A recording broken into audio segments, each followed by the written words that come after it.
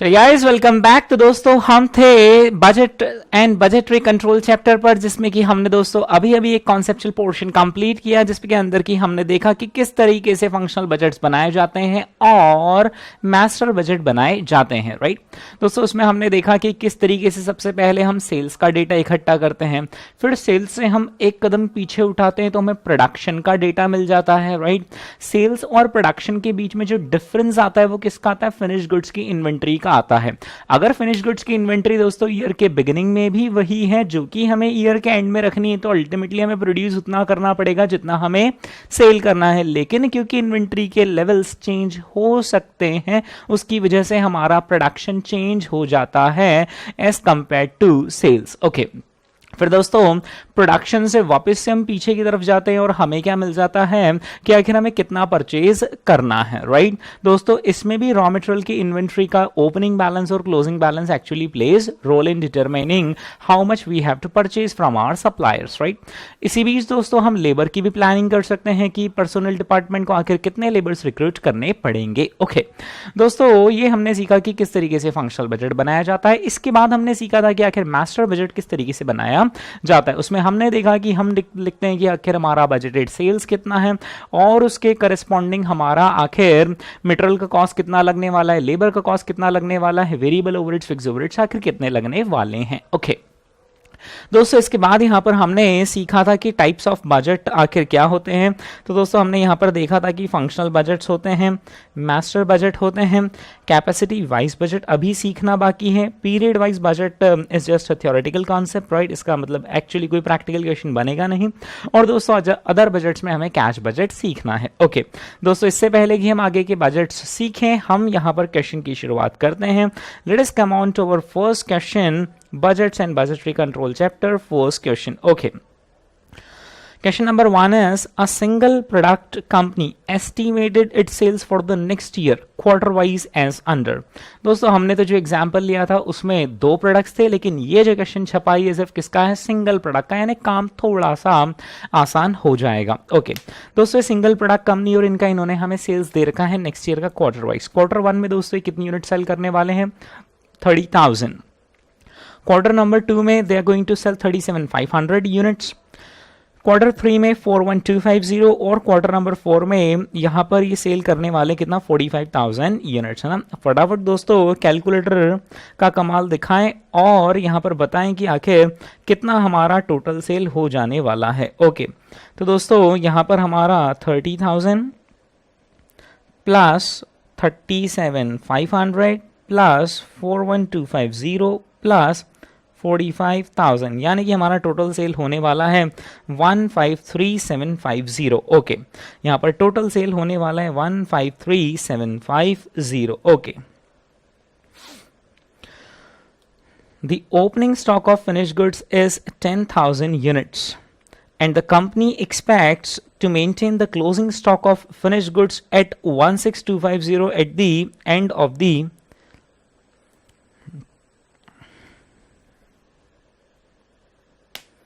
Year. Okay दोस्तों, finish goods का stock हमारा ओपनिंग में कितना रखा हुआ है? 10,000 यूनिट्स, और कंपनी आखिरी में जाकर क्लोजिंग स्टॉक कितना मेंटेन करने वाली? 16,250, यानी हम स्टॉक कम मेंटेन करने वाले, आगे जाकर या ज्यादा, क्योंकि हम दोस्तों यहाँ पर ज्यादा स्टॉक मेंटेन करने वाले हैं, यानी हमें क्या उतना प्रोड्यूस करना पड़ेगा जितना सेल करना है, या जितना सेल करना है उसके लिए तो प्रोड्यूस करना ही पड़ेगा, साथ ही साथ इंक्रीज इन स्टॉक के लिए भी हमें प्रोड्यूस करना पड़ेगा, which means our production is going to be greater than our sales.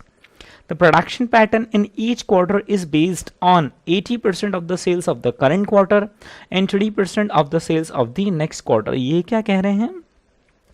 अच्छा, इनका कहना है कि हमारा हर क्वार्टर में जो प्रोडक्शन होगा वो उस क्वार्टर के खुद के सेल्स का कितना परसेंट प्रोड्यूस कर लेंगे? 80%, और जो नेक्स्ट क्वार्टर में हम सेल करने वाले हैं उसका भी 20% हम इसी पर्टिकुलर क्वार्टर में प्रोड्यूस कर लेंगे। यानी कि दोस्तों यहां पर देखें,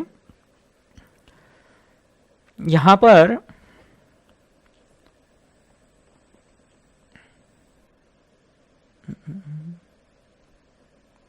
ओके यहां पर जो फर्स्ट क्वार्टर में हमारा सेल्स है वो कितना है? 30,000। राइट, हम पता है फर्स्ट क्वार्टर में कितना प्रोडक्शन करेंगे, जितना हमें फर्स्ट क्वार्टर में सेल करना है ना, हमें फर्स्ट क्वार्टर में सेल कितना करना है 30,000, राइट, उसका कितना परसेंट 80%, यानी कि 24,000 तो हम इस क्वार्टर में प्रोड्यूस करेंगे ही करेंगे, right.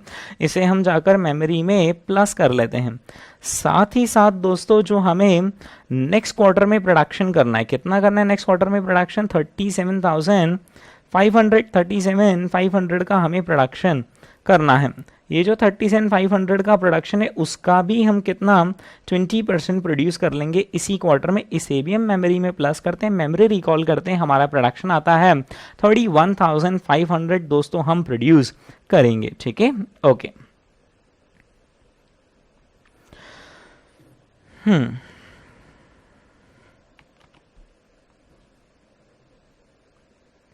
The opening stock of raw material in the beginning of the year is 10,000 kgs। दोस्तों जो ईयर के बिगिनिंग में हमारा रॉ मटेरियल का इन्वेंट्री रहने वाला है वो कितना रहने वाला है 10,000 kgs। And the closing stock at the end of the year is required to be maintained at 5,000 kg। Raw material हमें आखिरी में कितना मेंटेन करना है 5,000 kg, यानी कि दोस्तों there is reduction in the inventory of raw material. इसका इम्प्लाइड मीनिंग है कि जितना हमें प्रोडक्शन करना है उसके लिए जितना रॉ मटेरियल चाहिए उतना खरीदेंगे, उससे ज्यादा खरीदेंगे, उससे कम खरीदेंगे, उससे दोस्तों हम कम खरीदेंगे, राइट, क्योंकि हम आखिरी में जाकर इन्वेंट्री का लेवल कम करने वाले हैं। तो प्रोडक्शन करने के लिए कुछ इन्वेंट्री तो हमें हमारे कुछ रॉ मटेरियल तो हमें हमारी इन्वेंट्री से ही मिल जाएगा और बचे हुए के लिए ही हमें इस बार खरीदना पड़ेगा। Each unit of finished output requires 2 kgs of raw material। दोस्तों 1 यूनिट ऑफ फिनिश गुड्स के लिए हमें कितना केजी रॉ मटेरियल चाहिए 2 kgs, है ना। इस बात का आप खास ध्यान रखना कि यहाँ पर 1 यूनिट ऑफ फिनिश गुड्स के लिए we need 2 kgs of raw material. So 1:1 की दोस्तों यहाँ पर रिलेशनशिप नहीं है। The company proposes to purchase the entire annual requirement of raw materials in the first 3 quarters in the proportion and at the prices given below। Company का कहना है कि जो हम रॉ मटेरियल खरीदेंगे वो हम शुरू के 3 क्वार्टर में ही हम साल भर का रॉ मटेरियल खरीद लेंगे, राइट। देखिए दोस्तों यहाँ पर इन्होंने क्या कहा है, इनका कहना है the company proposes to purchase entire annual requirement of raw material। जितना भी उनका साल भर का रिक्वायरमेंट आएगा रॉ मटेरियल वो कोई साल भर तक खरीदने नहीं वाले, वो सिर्फ कभी खरीद लेंगे फर्स्ट 3 क्वार्टर्स में ही खरीद लेंगे। अब फर्स्ट 3 क्वार्टर में आखिर कब कितना खरीदेंगे तो उसके लिए दोस्तों उन्होंने हमें यहाँ पर प्रोपोर्शन दे रखा है, राइट। एक बार नीचे दी गई टेबल पढ़ते हैं। Quarter 1 to 3 purchase of raw material percentage to total annual requirement in quantity, यानी कि जितनी टोटल एनुअल रिक्वायरमेंट है उसका 30% हम कब भी खरीद लेंगे फर्स्ट क्वार्टर में, 50% हम खरीदेंगे सेकंड क्वार्टर में, 20% हम खरीदेंगे थर्ड क्वार्टर में, राइट। प्राइस पर केजी भी दोस्तों इन्होंने हमें यहाँ पर दे रखी है 2 रुपीज पर केजी में हम खरीदेंगे फर्स्ट क्वार्टर में, 3 रुपीज पर केजी में in second quarter and 4 rupees per KG में in quarter number 3। The value of the opening stock of raw materials in the beginning of the year is ₹20,000। इन्होंने हमें opening stock का price दे रखा है, जो opening stock रखा हुआ है उसका वैल्यू दोस्तों कितने रुपीस है 20,000 रुपीस। ओके, क्या आप मुझे बता सकते हैं कि बिगिनिंग में आखिर कितना केजी रॉ मटेरियल रखा हुआ है? यस, तो दोस्तों बिगिनिंग में कितना केजी रॉ मटेरियल रखा हुआ है 10,000 केजी, वैल्यूड है 20,000 रुपीस, विच मीन्स कि हमारा जो वैल्यू आता है वो कितना आता है 2 रुपीस पर केजी आता है ओपनिंग स्टॉक का valuation. Okay, you are required to prepare the following for the next quarter wise। okay, दोस्तों हमें यहाँ पर नेक्स्ट ईयर के लिए ये नीचे दी गई चीज़ें बनानी है, लेकिन उससे ज़्यादा इंपॉर्टेंट पता है इन्होंने क्या बोला है कि वो चीज़ें हमें कैसी बनानी है, क्वार्टर वाइज आखिर हमें बनानी है, राइट। विच मीन्स हम ईयरली बजट यहाँ पर नहीं बना पाएंगे, हमें क्वार्टरली बजट बनाना पड़ेगा for the next year, right. तो दोस्तों सबसे पहले हमें फर्स्ट पॉइंट में क्या बताना है, प्रोडक्शन बजट बताना है कि आखिर हमें प्रोडक्शन कितना करना है। आपकी और मेरी बात हुई थी कि जितना सेल करना है उतना प्रोडक्शन नहीं करना है, उससे कुछ डिफरेंट हमें प्रोडक्शन करना होगा। दोस्तों जो प्रोडक्शन बजट बनाना है वो सिर्फ कैसा बनाना है, हमें इन यूनिट्स बनाना है, right. Raw material consumption budget, तो जो हमें प्रोड्यूस करना है उसके लिए हमें कुछ न कुछ रॉ मटेरियल भी कंज्यूम करना पड़ेगा, तो हमें रॉ मटेरियल का कंजम्पशन बजट बनाना है, और वो भी दोस्तों कंजम्पशन बजट भी कैसा बनाना है इन क्वांटिटी। फिर उसके बाद दोस्तों हमें बताना है रॉ मटेरियल का परचेज बजट। क्या आप सेकंड पॉइंट में और थर्ड पॉइंट में डिफरेंस समझ रहे हैं? सेकंड पॉइंट में we are going to show them how much are we going to consume in production, and in third point we are going to find out how much we have to purchase, keeping in mind the availability of inventory at the beginning and we are supposed to maintain at the end. Okay, raw material का purchase दोस्तों quantity में भी बनाना है और value में भी बनाना है। Priced stores ledger card of the raw material using FIFO method. Oh my God दोस्तों, ये जो फोर्थ पॉइंट है अभी के लिए आप इसको पेंडिंग छोड़ें। ओके, तो दोस्तों हम देखते हैं कि आखिर इस क्वेश्चन को हम किस तरीके से करेंगे। हमारे अपने स्टडी मटेरियल का है दोस्तों ये क्वेश्चन। ओके, तो सबसे पहला पॉइंट दोस्तों अब हम शुरू करने जा रहे हैं। सबसे फर्स्ट पॉइंट में हम यहाँ पर बना रहे हैं प्रोडक्शन बजट। ओके, तो एज्यूमिंग कि दोस्तों आपके पास ये क्वेश्चन अवेलेबल है, अब मैं यहाँ पर स्विच करता हूँ इस क्वेश्चन को करने पर। ओके, चलिए दोस्तों अब हम सॉल्व कर रहे हैं हमारा फर्स्ट क्वेश्चन।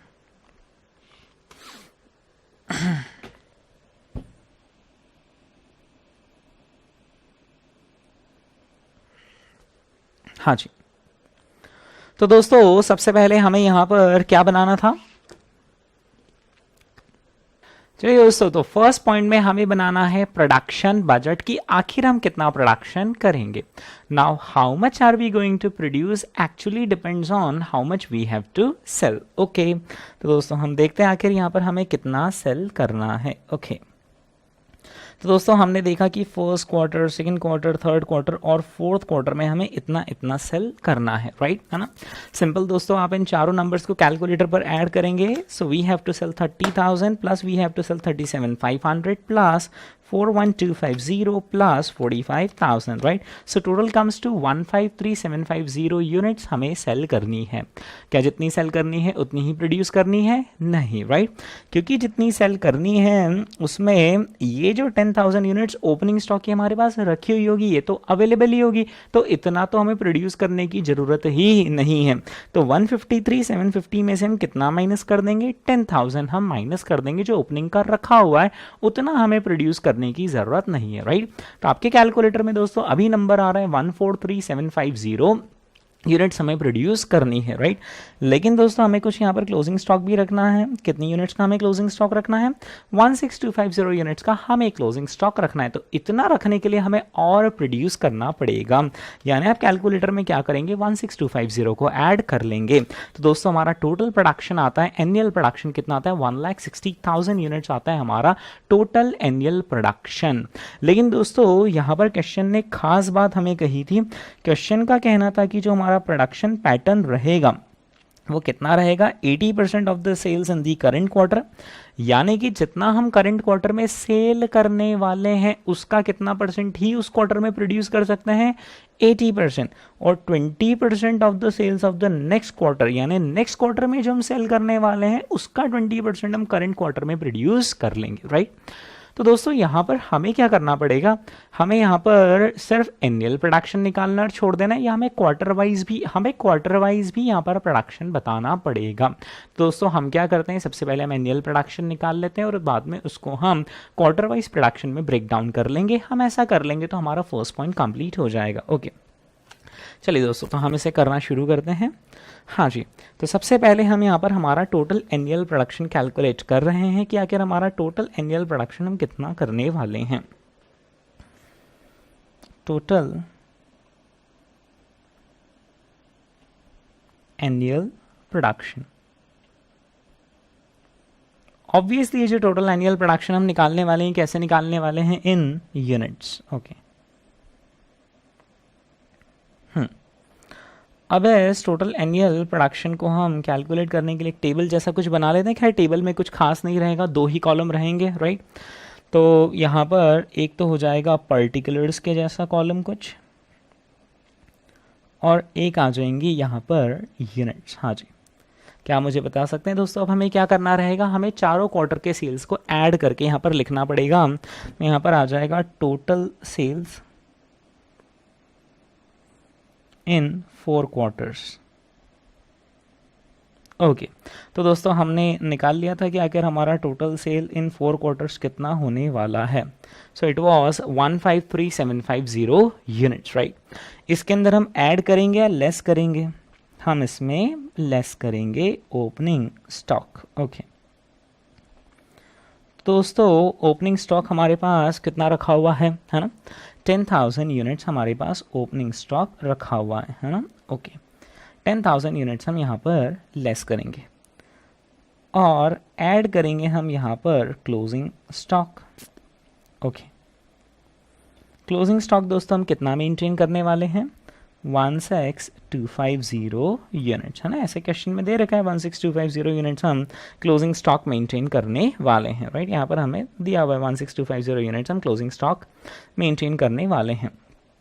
ओके दोस्तों कैलकुलेटर चलाएं और देखें कि कितना आ रहा है यहाँ पर 1,60,000 यूनिट्स आता है यहाँ पर हमारा टोटल एनुअल प्रोडक्शन, कि हमें जो साल भर में प्रोडक्शन करना है वो कितना करना है?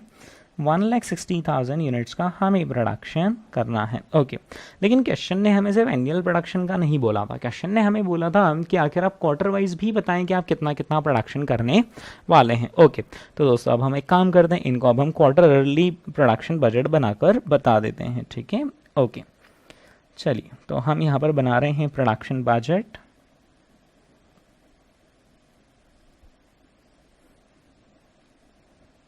और ये जो हम प्रोडक्शन बजट बनाने जा रहे हैं ऑब्वियसली ये तो यूनिट्स में ही बनेगा, और ना इसे हमें कैसे बनाना रहेगा? क्वार्टर वाइज बनाना रहेगा। ओके तो दोस्तों क्वार्टर वाइज अगर हमें यहाँ पर बनाना है प्रोडक्शन बजट तो हमें हर क्वार्टर का सेल्स भी ट्रैक करना पड़ेगा कि हर क्वार्टर में हम कितना सेल करने वाले हैं, और जितना हर क्वार्टर में सेल करने वाले हैं उसका 80:20 वाला रेशियो मेंटेन करना रहेगा। अब दोस्तों हमारे पास दो ऑप्शंस हैं, या तो हम क्वार्टर 1 2 3 4 यहाँ लिख दें और फिर कितना सेल्स होने वाला है उसके लिए कितना प्रोडक्शन करना पड़ेगा वो हम कॉलम में लिख दें, राइट। ओके ऑल्टरनेटिवली दोस्तों हम क्या कर सकते हैं, हमारे पास एक और ऑप्शन है यहाँ पर, वो एक और ऑप्शन है कि हम क्वार्टर्स यहाँ पर लिख दें कि क्वार्टर 1 2 3 4 और फिर उसके बाद कितना सेल है उसका कितना प्रोडक्शन करंट में जाएगा, कितना प्रोडक्शन नेक्स्ट क्वार्टर का हम अभी करेंगे और फिर उनका टोटल हम यहाँ पर लगा दें। दोनों में से हम कोई सी भी स्कीम फॉलो कर सकते हैं, ठीक है। मैंने अभी जो जस्ट आपको स्कीम बताई है मैं वो वाली स्कीम फॉलो करने जा रहा हूँ, ठीक है। हम ऑल्टरनेटिवली इस प्रेजेंटेशन को ट्रांसपोज भी कर सकते हैं। ओके तो दोस्तों मैं यहाँ पर लिखूँगा quarters, and here comes quarter number 1, quarter number 2, quarter number 3 and quarter number 4, right। और इसके पड़ोस में हम यहाँ पर टोटल का कॉलम बना सकते हैं। जब हम चारों क्वार्टर के प्रोडक्शन का टोटल करेंगे तो वो पता है किससे मैच हो जाना चाहिए? चारों क्वार्टर का जो प्रोडक्शन है वो मिलाकर कितना होना चाहिए? 1,60,000 होना चाहिए, ठीक है।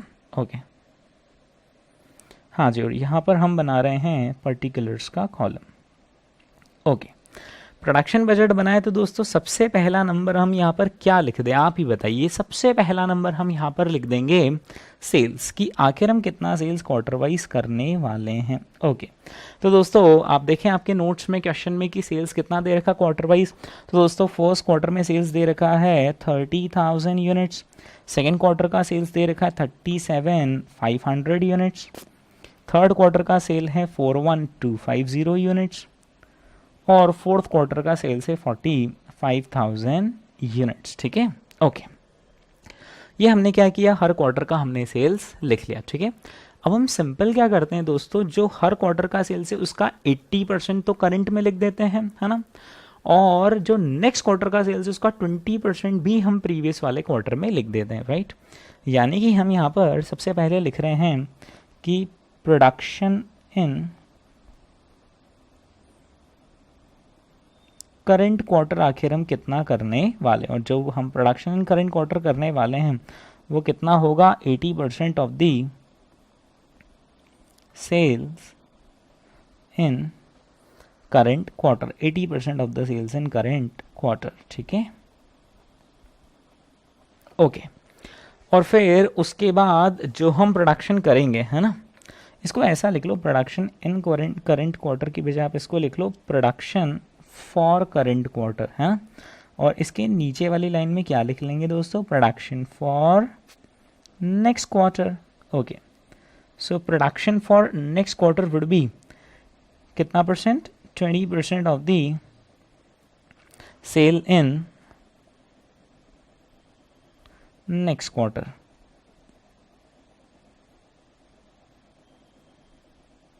ओके, तो दोस्तों अब आप एक काम करें, ये जो फर्स्ट क्वार्टर का कितना दे रखा है 30,000, इसका आप 80% निकालें, कितना होता है 24,000, राइट। 24,000 तो हम फर्स्ट क्वार्टर में प्रोड्यूस करेंगे, राइट। लेकिन क्या फर्स्ट क्वार्टर में सिर्फ 24,000 प्रोड्यूस करेंगे, नहीं, जो 37,500 है उस 37,500 का हम कितना परसेंट निकाल लेंगे, 20%, यानी कि ये हो जाएगा 7,500, ठीक है। इतना प्रोडक्शन दोस्तों हम करने वाले हैं फर्स्ट क्वार्टर में, ठीक है। ओके, आप मुझे यहाँ पर टोटल प्रोडक्शन निकाल कर बता सकते हैं कि आखिर टोटल प्रोडक्शन कितना आ रहा है। तो दोस्तों टोटल प्रोडक्शन आ रहा है फर्स्ट क्वार्टर में कितना, 31,500। ओके, बच्चा जानते हैं कि जो टोटल प्रोडक्शन है उसका फाइनल टोटल साल भर में जाकर कितना आ जाना चाहिए, 1,60,000, जैसा कि दोस्तों हमने यहाँ पर देखा था, राइट। ओके, बस अब आप स्कीम लगाओ और फटाफट कैलकुलेट करते जाओ, है ना। तो अब आप क्या करेंगे, जो सेकंड क्वार्टर है उसमें 37,500 का कितना परसेंट निकाल लेंगे, 80%, राइट। 37,500 का 80% होता है दोस्तों 30,000। ओके, और जो नेक्स्ट क्वार्टर है उसका 41,250 का कितना परसेंट बना लेंगे, 20%, राइट। 41,250 का 20% होता है 8,250। ओके, हाँ जी, फिर इसके बाद ये जो 41,250 है उसका 80% निकाल लीजिए और वो उसी क्वार्टर में प्रोड्यूस कर लीजिए, यानी कि आ जाएगा दोस्तों 33,000। और फिर उसके बाद जो नेक्स्ट क्वार्टर का 45,000 है उसका आप 20% निकाल लीजिए, यानी कि आ जाएगा 9,000, है ना। नेक्स्ट क्वार्टर के सेल का 20% तो इधर ही बनाना है। ओके, अब जो करंट क्वार्टर है उसका कितना परसेंट निकाल लेंगे, 80%। 45,000 का 80% कम्स टू कितना, 36। Oh no, the question is कि यहाँ पर आखिर हमें ये तो पता ही नहीं कि नेक्स्ट क्वार्टर में हमारा कितना सेल होने वाला है, तो आखिर इसे कैसे पता करेंगे। दोस्तों देखना, हम इसे कैसे पता करेंगे, वैसे आप भी समझ गए होंगे। हम सबसे पहले क्या करेंगे, यहाँ पर हम टोटल लगा लें, फिर उसके बाद हम इन तीनों का टोटल लगा लें, राइट। यहाँ पर एक ऐसा नंबर आना चाहिए जिसका कि मीनिंग ये होगा कि this total plus this number must equal to कितना, 1,60,000, राइट। यानी अब आप समझ गए कि दोस्तों हमें यहाँ पर आकर क्या करना है। ओके, तो दोस्तों फटाफट आप करें, यहाँ पर इसका टोटल लगाएं सबसे पहले कि आखिर फर्स्ट क्वार्टर में कितना क्या प्रोडक्शन हमारा है। तो 24,000 प्लस, तो आप इसे भी प्लस करें, 24,000 प्लस 30,000 प्लस 33 प्लस 36, यानी कि दोस्तों ये कितना हो जाता है, 24,000 plus 30,000 plus 33,000 plus 36,000 comes to 1,23,000। Okay दोस्तों, ये 1,23,000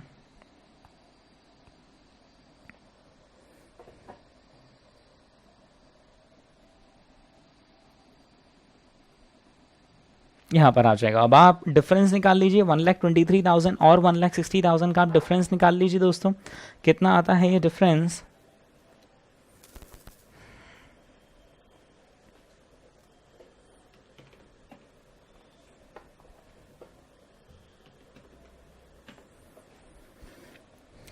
$37,000। ओके, बस अब क्या करना है आप अच्छे से जानते हैं।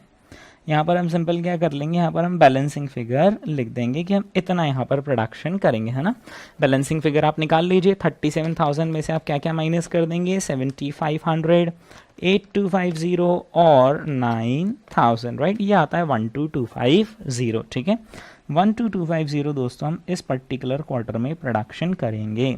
अब आप यहाँ पर क्वार्टर वाइज प्रोडक्शन का टोटल निकाल लीजिए, तो 30,000 और 8,250 कितना होता है, 38,250, 33,000 और 9,000 कितना होता है, 42,000 एंड 36 प्लस 12,250 कम्स टू कितना, 48, 250, राइट। और आप चाहें तो यहाँ पर क्रॉस वेरीफाई कर सकते हैं। क्रॉस वेरीफाई करने के लिए आप इन चारों का टोटल लगा लीजिए और इन चारों का टोटल किससे मैच हो जाना चाहिए, 1,60,000 से मैच हो जाना चाहिए, राइट। और जो होकर रहेगा, ओके। दोस्तों यहाँ पर हमने बैलेंसिंग फिगर लिख दिया और ये हमारा दोस्तों प्रोडक्शन बजट कंप्लीट होता है ना। अब यहाँ पर नेक्स्ट बजट क्वेश्चन वालों ने हमें क्या बोला था, हमें अब रॉ मटेरियल का कंजम्पशन बजट निकालना है, राइट। रॉ मटेरियल का कंजम्पशन बजट निकालने के लिए दोस्तों हमें यहाँ पर दे रखा है कि कितना केजी हमें यहाँ पर रिक्वायरमेंट है।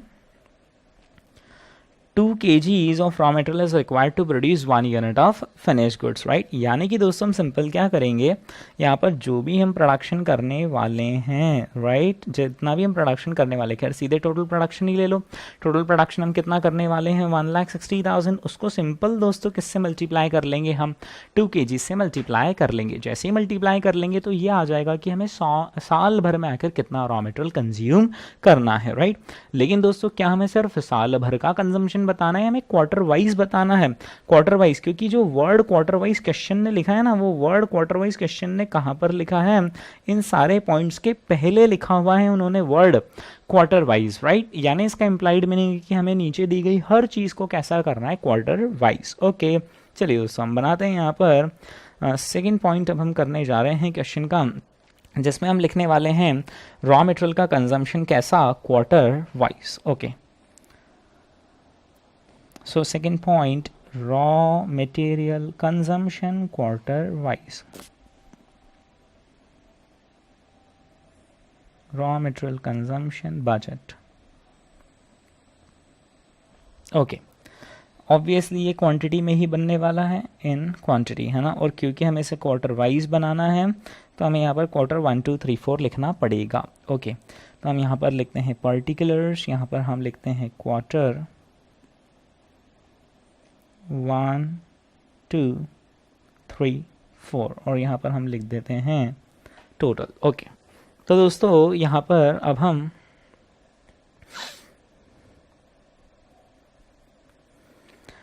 हाँ जी, कहाँ से शुरू करें। सबसे पहले हम यहाँ पर लिख देते हैं कि आखिर हमारा टोटल प्रोडक्शन कितना हम करने वाले हैं, है ना।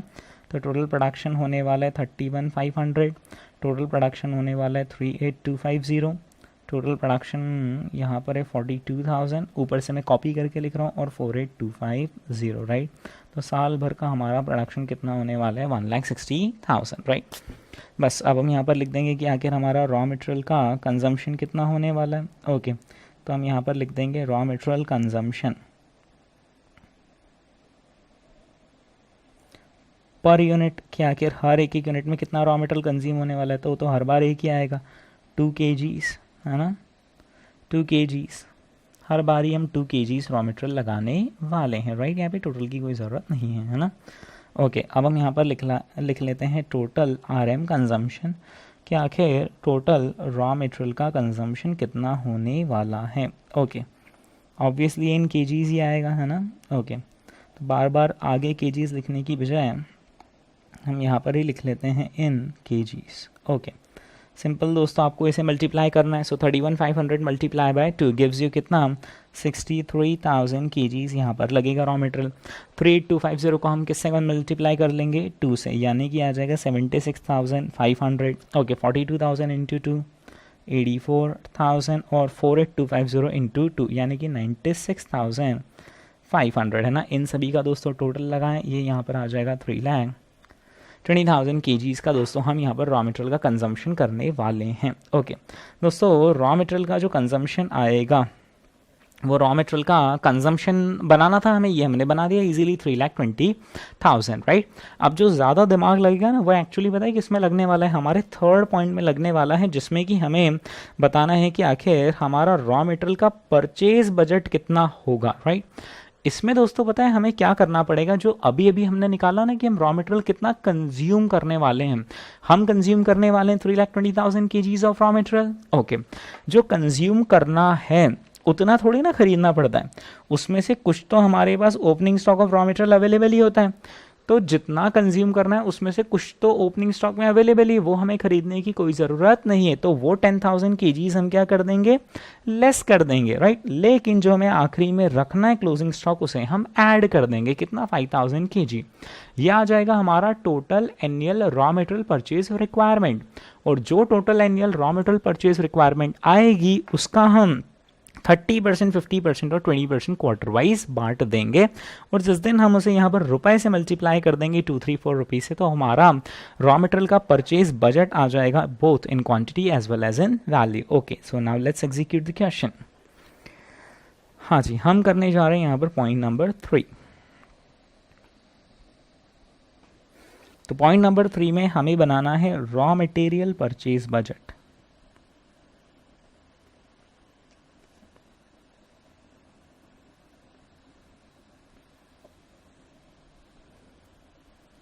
रॉ मटेरियल का परचेज बजट हमें क्वांटिटी में भी बनाना है और वैल्यू में भी बनाना है, राइट। ओके, तो हमने क्या डिसाइड किया था कि रॉ मटेरियल का परचेज बजट निकालें, उससे पहले हमें रॉ मटेरियल का टोटल एनुअल परचेज कितना होगा वो निकाल लेंगे, है ना। टोटल एनुअल परचेज निकालने के लिए हम ये देखते हैं कि आखिर हम कंजम्पशन कितना करने वाले हैं। तो दोस्तों हम कंजम्पशन करने वाले हैं कितना, 3,20,000, राइट। तो यहाँ पर हम लिख देंगे सबसे पहले total RM consumption,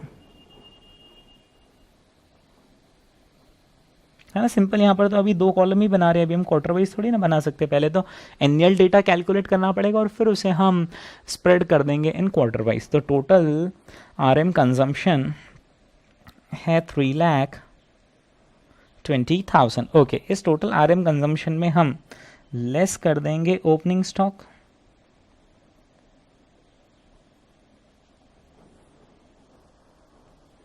of RM। Opening stock of RM था कितना, 10,000, और उसमें हम ऐड कर देंगे क्लोजिंग स्टॉक।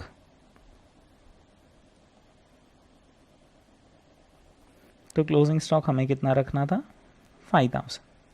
यानी कि दोस्तों ये कितना आ जाएगा, 3,15,000, राइट। 3,15,000 क्या आ जाएगा, total RM purchase, total annual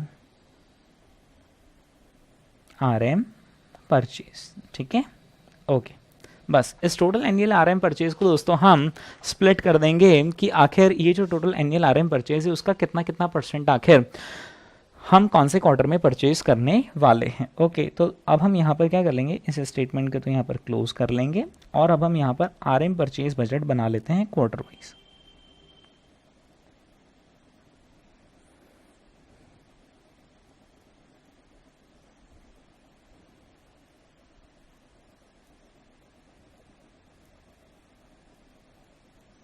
और क्वार्टर वाइज में हम इन क्वांटिटी भी लेंगे और वैल्यू भी लेंगे, ठीक है। ओके, यहाँ पर हम लिखते हैं पर्टिकुलर्स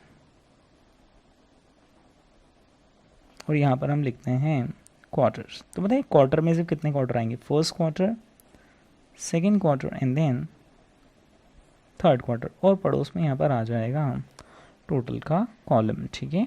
चलिए दोस्तों, हाँ यार, तो क्या प्लानिंग है आपके मन में ज़रा बताइए। तो सबसे पहले हम यहाँ पर ना परसेंटेज लिख लेते हैं कि आखिर कितना प्रोपोर्शन, राइट। तो वो था दोस्तों परसेंट ऑफ एनुअल रिक्वायरमेंट,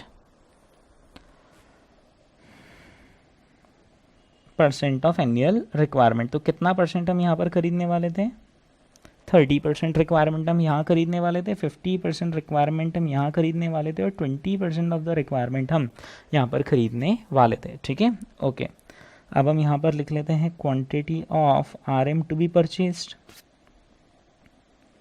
कि आखिर हम कितना क्वांटिटी RM का परचेज करने वाले हैं। ओके, तो दोस्तों जो हमारा साल भर का रिक्वायरमेंट हमने निकाला है कितना, 3,15,000, उसे हम किससे मल्टीप्लाई कर लेंगे, 30% से मल्टीप्लाई कर लेंगे। सो 3,15,000 मल्टीप्लाई बाय 30% गिव्स यू कितना, 94,500 केजीज हम यहाँ पर परचेज करेंगे। आप चाहें तो यहाँ पर इसका कैलकुलेशन भी शो कर सकते हैं, 3,15,000 मल्टीप्लाई बाय 30%। ओके, उसी तरीके से दोस्तों अब क्या करेंगे हम नेक्स्ट क्वार्टर में, यहाँ पर 3,15,000 मल्टीप्लाई बाय कितना कर लेंगे, 50%। तो ये हो जाता है दोस्तों 1,57,500 kgs हम यहाँ पर परचेज करेंगे, राइट। और इसी तरीके से पड़ोस में आप निकाल लीजिए तो ये आ जाएगा 63,000 kgs हम यहाँ पर परचेज करेंगे।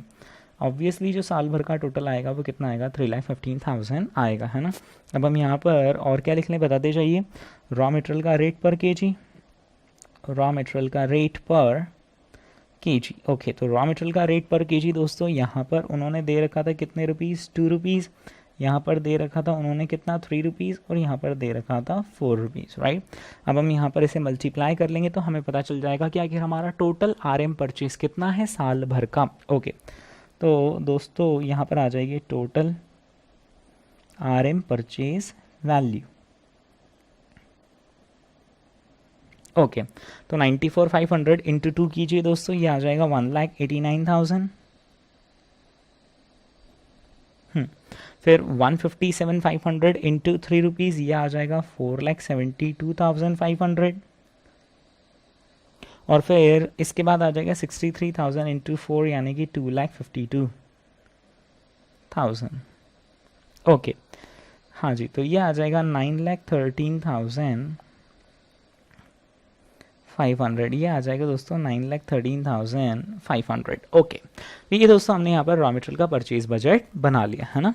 अब इसके बाद एक आखिरी पॉइंट है जो हमें यहाँ पर समझना है, और वो हमसे क्या कह रहे हैं कि हम क्या बनाएं इनके लिए, priced stores ledger card of the raw material using first in first out method. दोस्तों ये हम पढ़ रहे हैं बजट चैप्टर, लेकिन इस बजट चैप्टर के अंदर जो फोर्थ पॉइंट पूछा है वो एक्चुअली बजट चैप्टर का नहीं है। वो पता है किससे दोस्तों उसके ताल्लुकात है, इसके ताल्लुकात है हमारे मटेरियल्स चैप्टर में। दोस्तों मटेरियल चैप्टर में हमने पढ़ा था कि आखिर स्टोर्स लेजर किस तरीके से बनाई जाती है, राइट। तो दोस्तों स्टोर्स लेजर बनाने के लिए हमें क्या करना पड़ेगा, स्टोर्स लेजर का मीनिंग तो समझते ही होंगे कि स्टोर्स लेजर का मीनिंग आखिर क्या है। स्टोर्स लेजर बेसिकली हमें बताता है कि स्टोर में जो आवक जावक होती है रॉ मटेरियल की, जो आना जाना होता है, उसके रिकॉर्डिंग जहां पर हम करते हैं, that is called as stores ledger, right. यानी कि यहां पर लिखा जाता है कि ओपनिंग कितना रॉ मटेरियल रखा हुआ है, कितना रॉ मटेरियल और आया, कितना रॉ मटेरियल हमने इश्यू किया, और आखिरी में हमारे पास कितना रॉ मटेरियल रखा हुआ है, राइट। दोस्तों ये जो हमें स्टोर्स लेजर बनानी है ये कौन सी मेथड से बनानी है, फर्स्ट इन फर्स्ट आउट यानी फीफो मेथड से बनानी है। और एक और बात, ये जो स्टोर्स लेजर हमें बनानी है वो कैसी बनानी है दोस्तों, हमें क्वार्टर वाइज बनानी है, राइट। ओके, यानी कि इसका देखना ब्रॉडली फॉर्मेट कैसा होगा, मैं यहाँ पर आपको थोड़ा सा फॉर्मेट बनाकर समझाता हूँ। हम यहाँ पर क्या करेंगे, हम यहाँ पर क्वार्टर 1 भी बनाएंगे, हम यहाँ पर क्वार्टर नंबर 2 भी बनाएंगे, क्वार्टर नंबर 3 भी बनाएंगे और क्वार्टर नंबर 4, है ना। हम लिखेंगे कि भाई हमारा क्वार्टर 1 में आखिर ओपनिंग बैलेंस कितना है, क्वार्टर 1 में आखिर हमने रॉ मटेरियल परचेज कितना किया, क्वार्टर 1 में आखिर हमने रॉ मटेरियल इशू कितना किया, जितना इशू किया उसे माइनस कर देंगे, और फिर हम क्या लिख देंगे यहाँ पर क्लोजिंग बैलेंस। जो ही दोस्तों फर्स्ट क्वार्टर का क्लोजिंग है वो क्या बन जाएगा, सेकेंड क्वार्टर का ओपनिंग। और फिर सेकंड क्वार्टर में हमने कितना खरीदा, कितना हमने इश्यू किया, और कितना क्लोजिंग बैलेंस बचा है, and so on, right. Okay दोस्तों एक और बात पर गौर फरमाइए, यहाँ पर जो हमें प्राइस स्टोर्स लेजर बनाना है ना, शब्दों पर गौर फरमाइए, हमें क्या स्टोर्स लेजर बनाना है या फिर हमें प्राइस स्टोर्स लेजर बनाना है, हमें प्राइज्ड स्टोर्स लेजर बनाना है। इसका मतलब है कि इस स्टोर्स लेजर में सिर्फ क्वांटिटी का लेखा जोखा होगा या quantity along with price, quantity along with price. इसका मतलब है कि यहाँ पर हमें हर क्वार्टर में एक कॉलम आएगा क्वांटिटी का, एक कॉलम आएगा प्राइस पर केजी ऑफ रॉ मटेरियल का, और एक कॉलम आ जाएगा कौन सा, टोटल का, राइट। और ये जो कॉलम यहाँ पर फर्स्ट क्वार्टर में आएंगे सो ही कॉलम सेकंड, थर्ड और फोर्थ क्वार्टर में आएंगे। Is that clear, right. ये किस तरीके से बनेगा, आपको फॉर्मेट क्लियर हो गया। ओके अब हम एक काम करते हैं दोस्तों, यहाँ पर अब हम इसको पूरा बना ही लेते हैं, है ना। ओके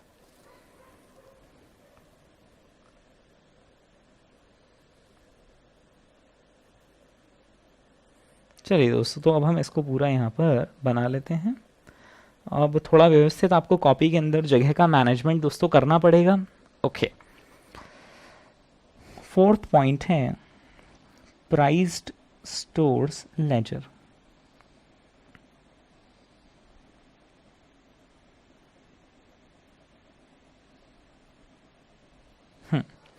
प्राइस स्टोर्स लेजर, और चाहो तो आप यहाँ पर लिख सकते हो यूजिंग फीफो मेथड।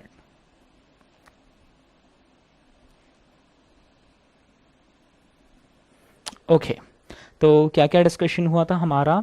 हम यहाँ पर सबसे पहला कॉलम कौन सा बनाने वाले हैं, पर्टिकुलर्स। ओके, उसके बाद दोस्तों यहाँ पर एक मेन हेडिंग डाल देते हैं हम, क्वार्टर्स, है ना। क्वार्टर में एक आ जाएगा quarter number 1, quarter number 2, quarter number 3 and quarter number 4। और हर क्वार्टर के अंदर दोस्तों फिर से कितने कॉलम्स आ जाएंगे, हर क्वार्टर के अंदर में यहाँ पर आ जाएंगे 3 कॉलम्स, ठीक है। Okay, and what will be those 3 columns. The first column would be KGs, जो कि क्वांटिटी का ख्याल रखेगा।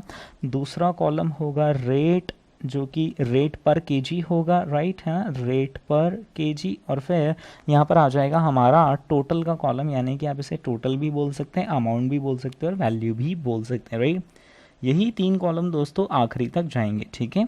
पहला कॉलम आ जाएगा केजीज का, दूसरा कॉलम आ जाएगा रेट का, और तीसरा कॉलम आ जाएगा टोटल का, right. KGs rate total, KGs rate total. Okay, चलिए दोस्तों कहाँ से शुरू करें। सबसे पहले बताइए मैं यहाँ पर क्या लिखूँ।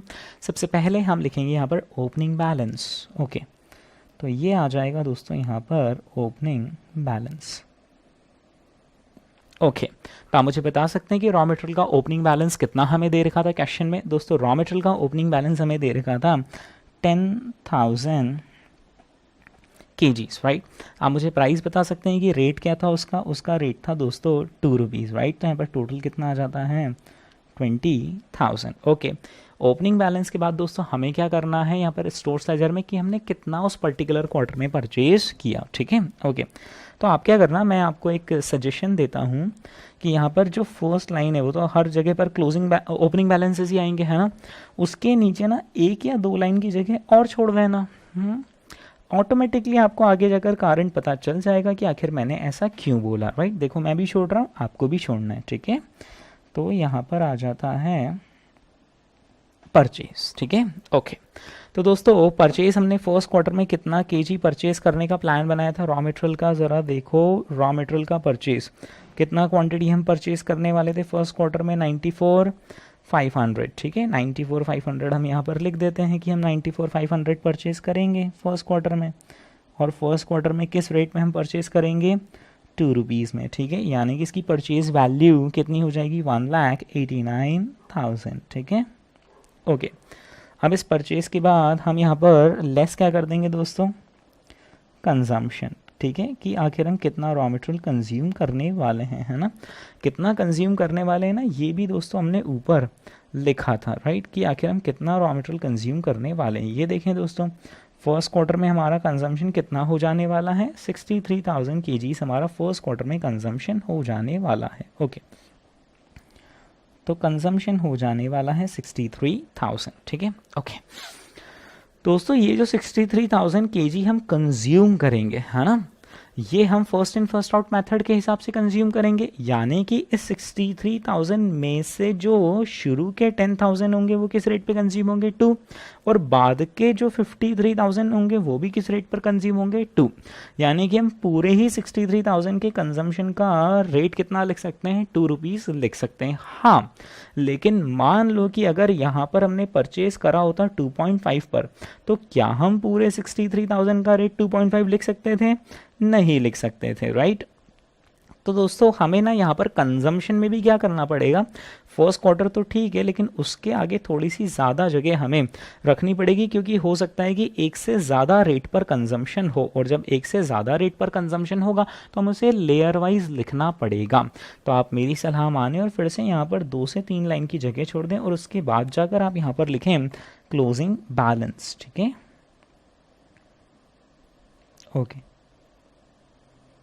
हाँ जी, क्लोजिंग बैलेंस आप कैलकुलेट कर लीजिए। 10,000 का ओपनिंग बैलेंस है, प्लस परचेज किया है 94,500 का, और कंज्यूम किया है 63,000 का, यानी कि दोस्तों क्लोजिंग बैलेंस आ जाएगा 41,500 केजीज। ओके, ये जो 41,500 केजीज है पूरा का पूरा 2 रुपीज़ वाला ही गुड्स रखा हुआ है, क्योंकि ओपनिंग भी 2 ही था और खरीदा भी 2 पर ही है ना।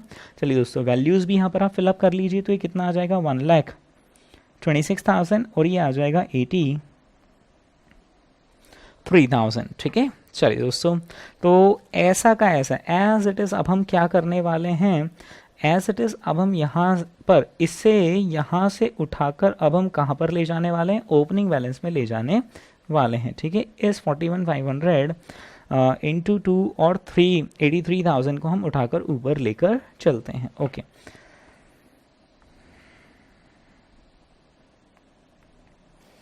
41,500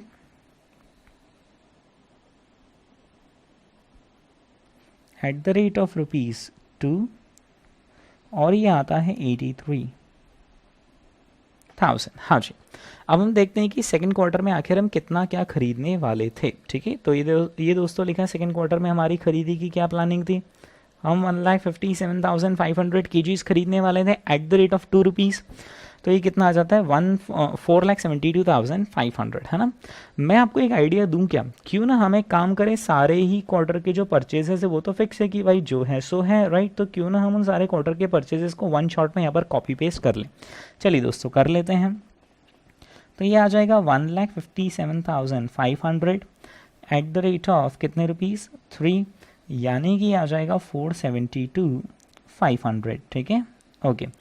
उसी तरीके से दोस्तों थर्ड क्वार्टर में हम खरीदने वाले हैं कितना KG, 63,000 kgs at the rate of कितने रुपीज़, 4 रुपीज़, यानी कि आ जाएगा 2,52,000। ठीक है, ओके। फिर दोस्तों उसके बाद हम फोर्थ क्वार्टर में भी कुछ परचेज करने वाले हैं क्या, ओके। फोर्थ क्वार्टर में हम कुछ भी परचेज करने वाले नहीं है ना, ये टोटल है दोस्तों आपको, और मुझे याद है कि हम यहाँ पर फोर्थ क्वार्टर में कुछ भी परचेज करने वाले नहीं हैं, राइट, ओके। चलिए दोस्तों अब हम एक काम करें, जैसे हमने परचेजेस को कॉपी किया, क्यों ना हम एक काम करें कंजम्पशन को भी कॉपी कर लें। कंजम्पशन को कॉपी करते वक्त ध्यान रखिएगा कि हम सिर्फ केजीज बता पाएंगे कि कितना केजी हम कंज्यूम करने वाले हैं, वो किस रेट पर हम कंज्यूम करने वाले हैं वो तो हमें प्राइस स्टोर्स लेजर में ही फीफो मेथड के हिसाब से डिसाइड करना पड़ेगा। ओके, तो दोस्तों कंजम्पशन कितना करने वाले हैं, तो हम 76,500, 84,000 और 96,500 कंज्यूम करने वाले हैं ना। 76,500, 84,000 एंड देन 96,500 हम कंज्यूम करने वाले हैं। ओके, तो यहाँ पर इसे मैं ना रफ में लिख रहा हूँ अभी। आप चाहें तो यहाँ पर क्या कर सकते हैं, जब हम कंजम्पशन करेंगे तो हम कुछ कंजम्पशन अलग रेट पर करेंगे और कुछ कंजम्पशन अलग रेट पर करेंगे, है ना। तो हम यहाँ पर क्या कर सकते हैं, अगर आपके पास जगह हो तो हम यहाँ पर टोटल कंजम्पशन का रो बना सकते हैं, राइट, ओके। आप ये मानकर चलो कि यहाँ पर हमें लगभग 2 रो लगेंगी ये लिखने के लिए कि आखिर हमने किस किस रेट वाले गुड्स को कंज्यूम किया है, राइट, ओके। और इसके बाद आप चाहो तो यहाँ पर टोटल का कॉलम बना सकते हो, है ना। अगर इन केस आपके पास जगह नहीं है तो कोई प्रॉब्लम नहीं है, हम एक एक करके भी डेटा उठा सकते हैं, हमें उसमें भी कोई दिक्कत नहीं है। चलो एक एक करके ही उठा लेते हैं, राइट। हाँ जी, तो हमारा सेकेंड क्वार्टर में कंजम्पशन कितना होने वाला था, 76,500 हम कंज्यूम करने वाले थे। ठीक है, इस नंबर को अभी मैं रफ में कहीं पर लिख देता हूँ, 76,500 हम कंज्यूम करने वाले हैं। लेकिन दोस्तों अब हमें 76,500 का कंजम्पशन पैटर्न देखना पड़ेगा कि 76,500 का कंजम्पशन पैटर्न आखिर क्या है। ये जो 76,500 का हम कंजम्पशन करने वाले उसमें से 41,500 तो हम कंज्यूम करेंगे एट द रेट ऑफ 2 और बचा हुआ हम कंज्यूम करेंगे एट द रेट ऑफ 3।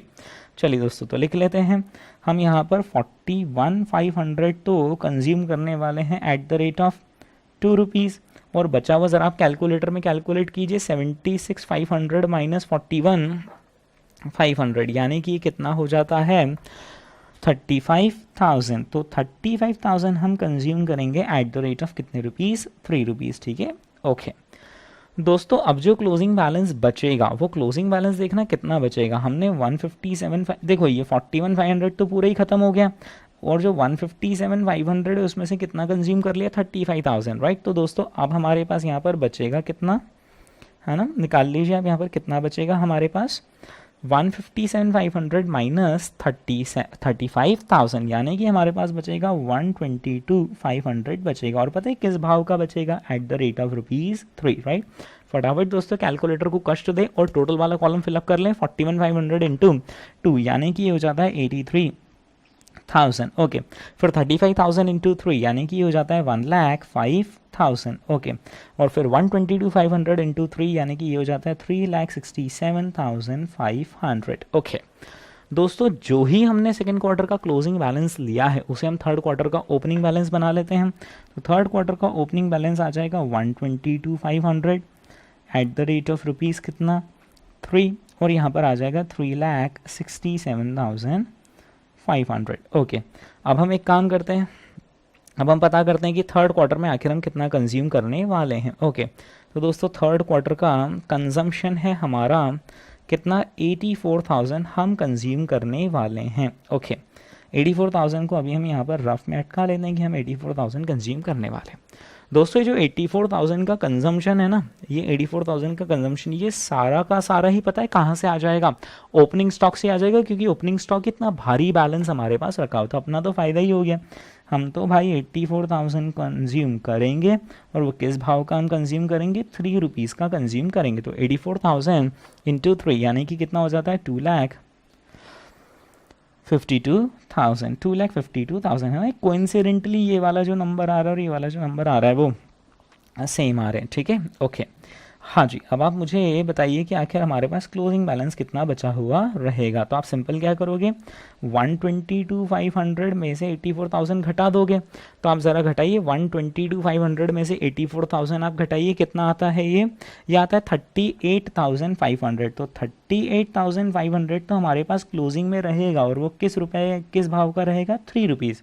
लेकिन दोस्तों जो हमने यहाँ पर इस बार ख़रीदा है 63,000 एट द रेट ऑफ ₹4, वो तो क्लियरली हमारे पास क्लोजिंग बैलेंस में अवेलेबल होगा ही होगा, राइट, क्योंकि उसको तो हमने टच भी नहीं किया है ना।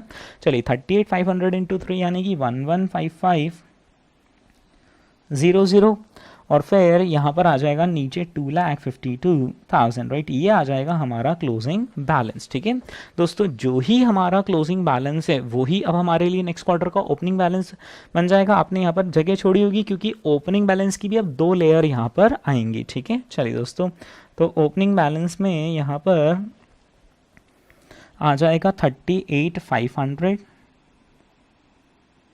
और 63,000 है ना, और ये एट द रेट ऑफ कितना आ जाएगा 3 और 4 ओके। और ये आ जाएगा 1155,000 और फिर आ जाएगा 2,52,000, ठीक है ओके।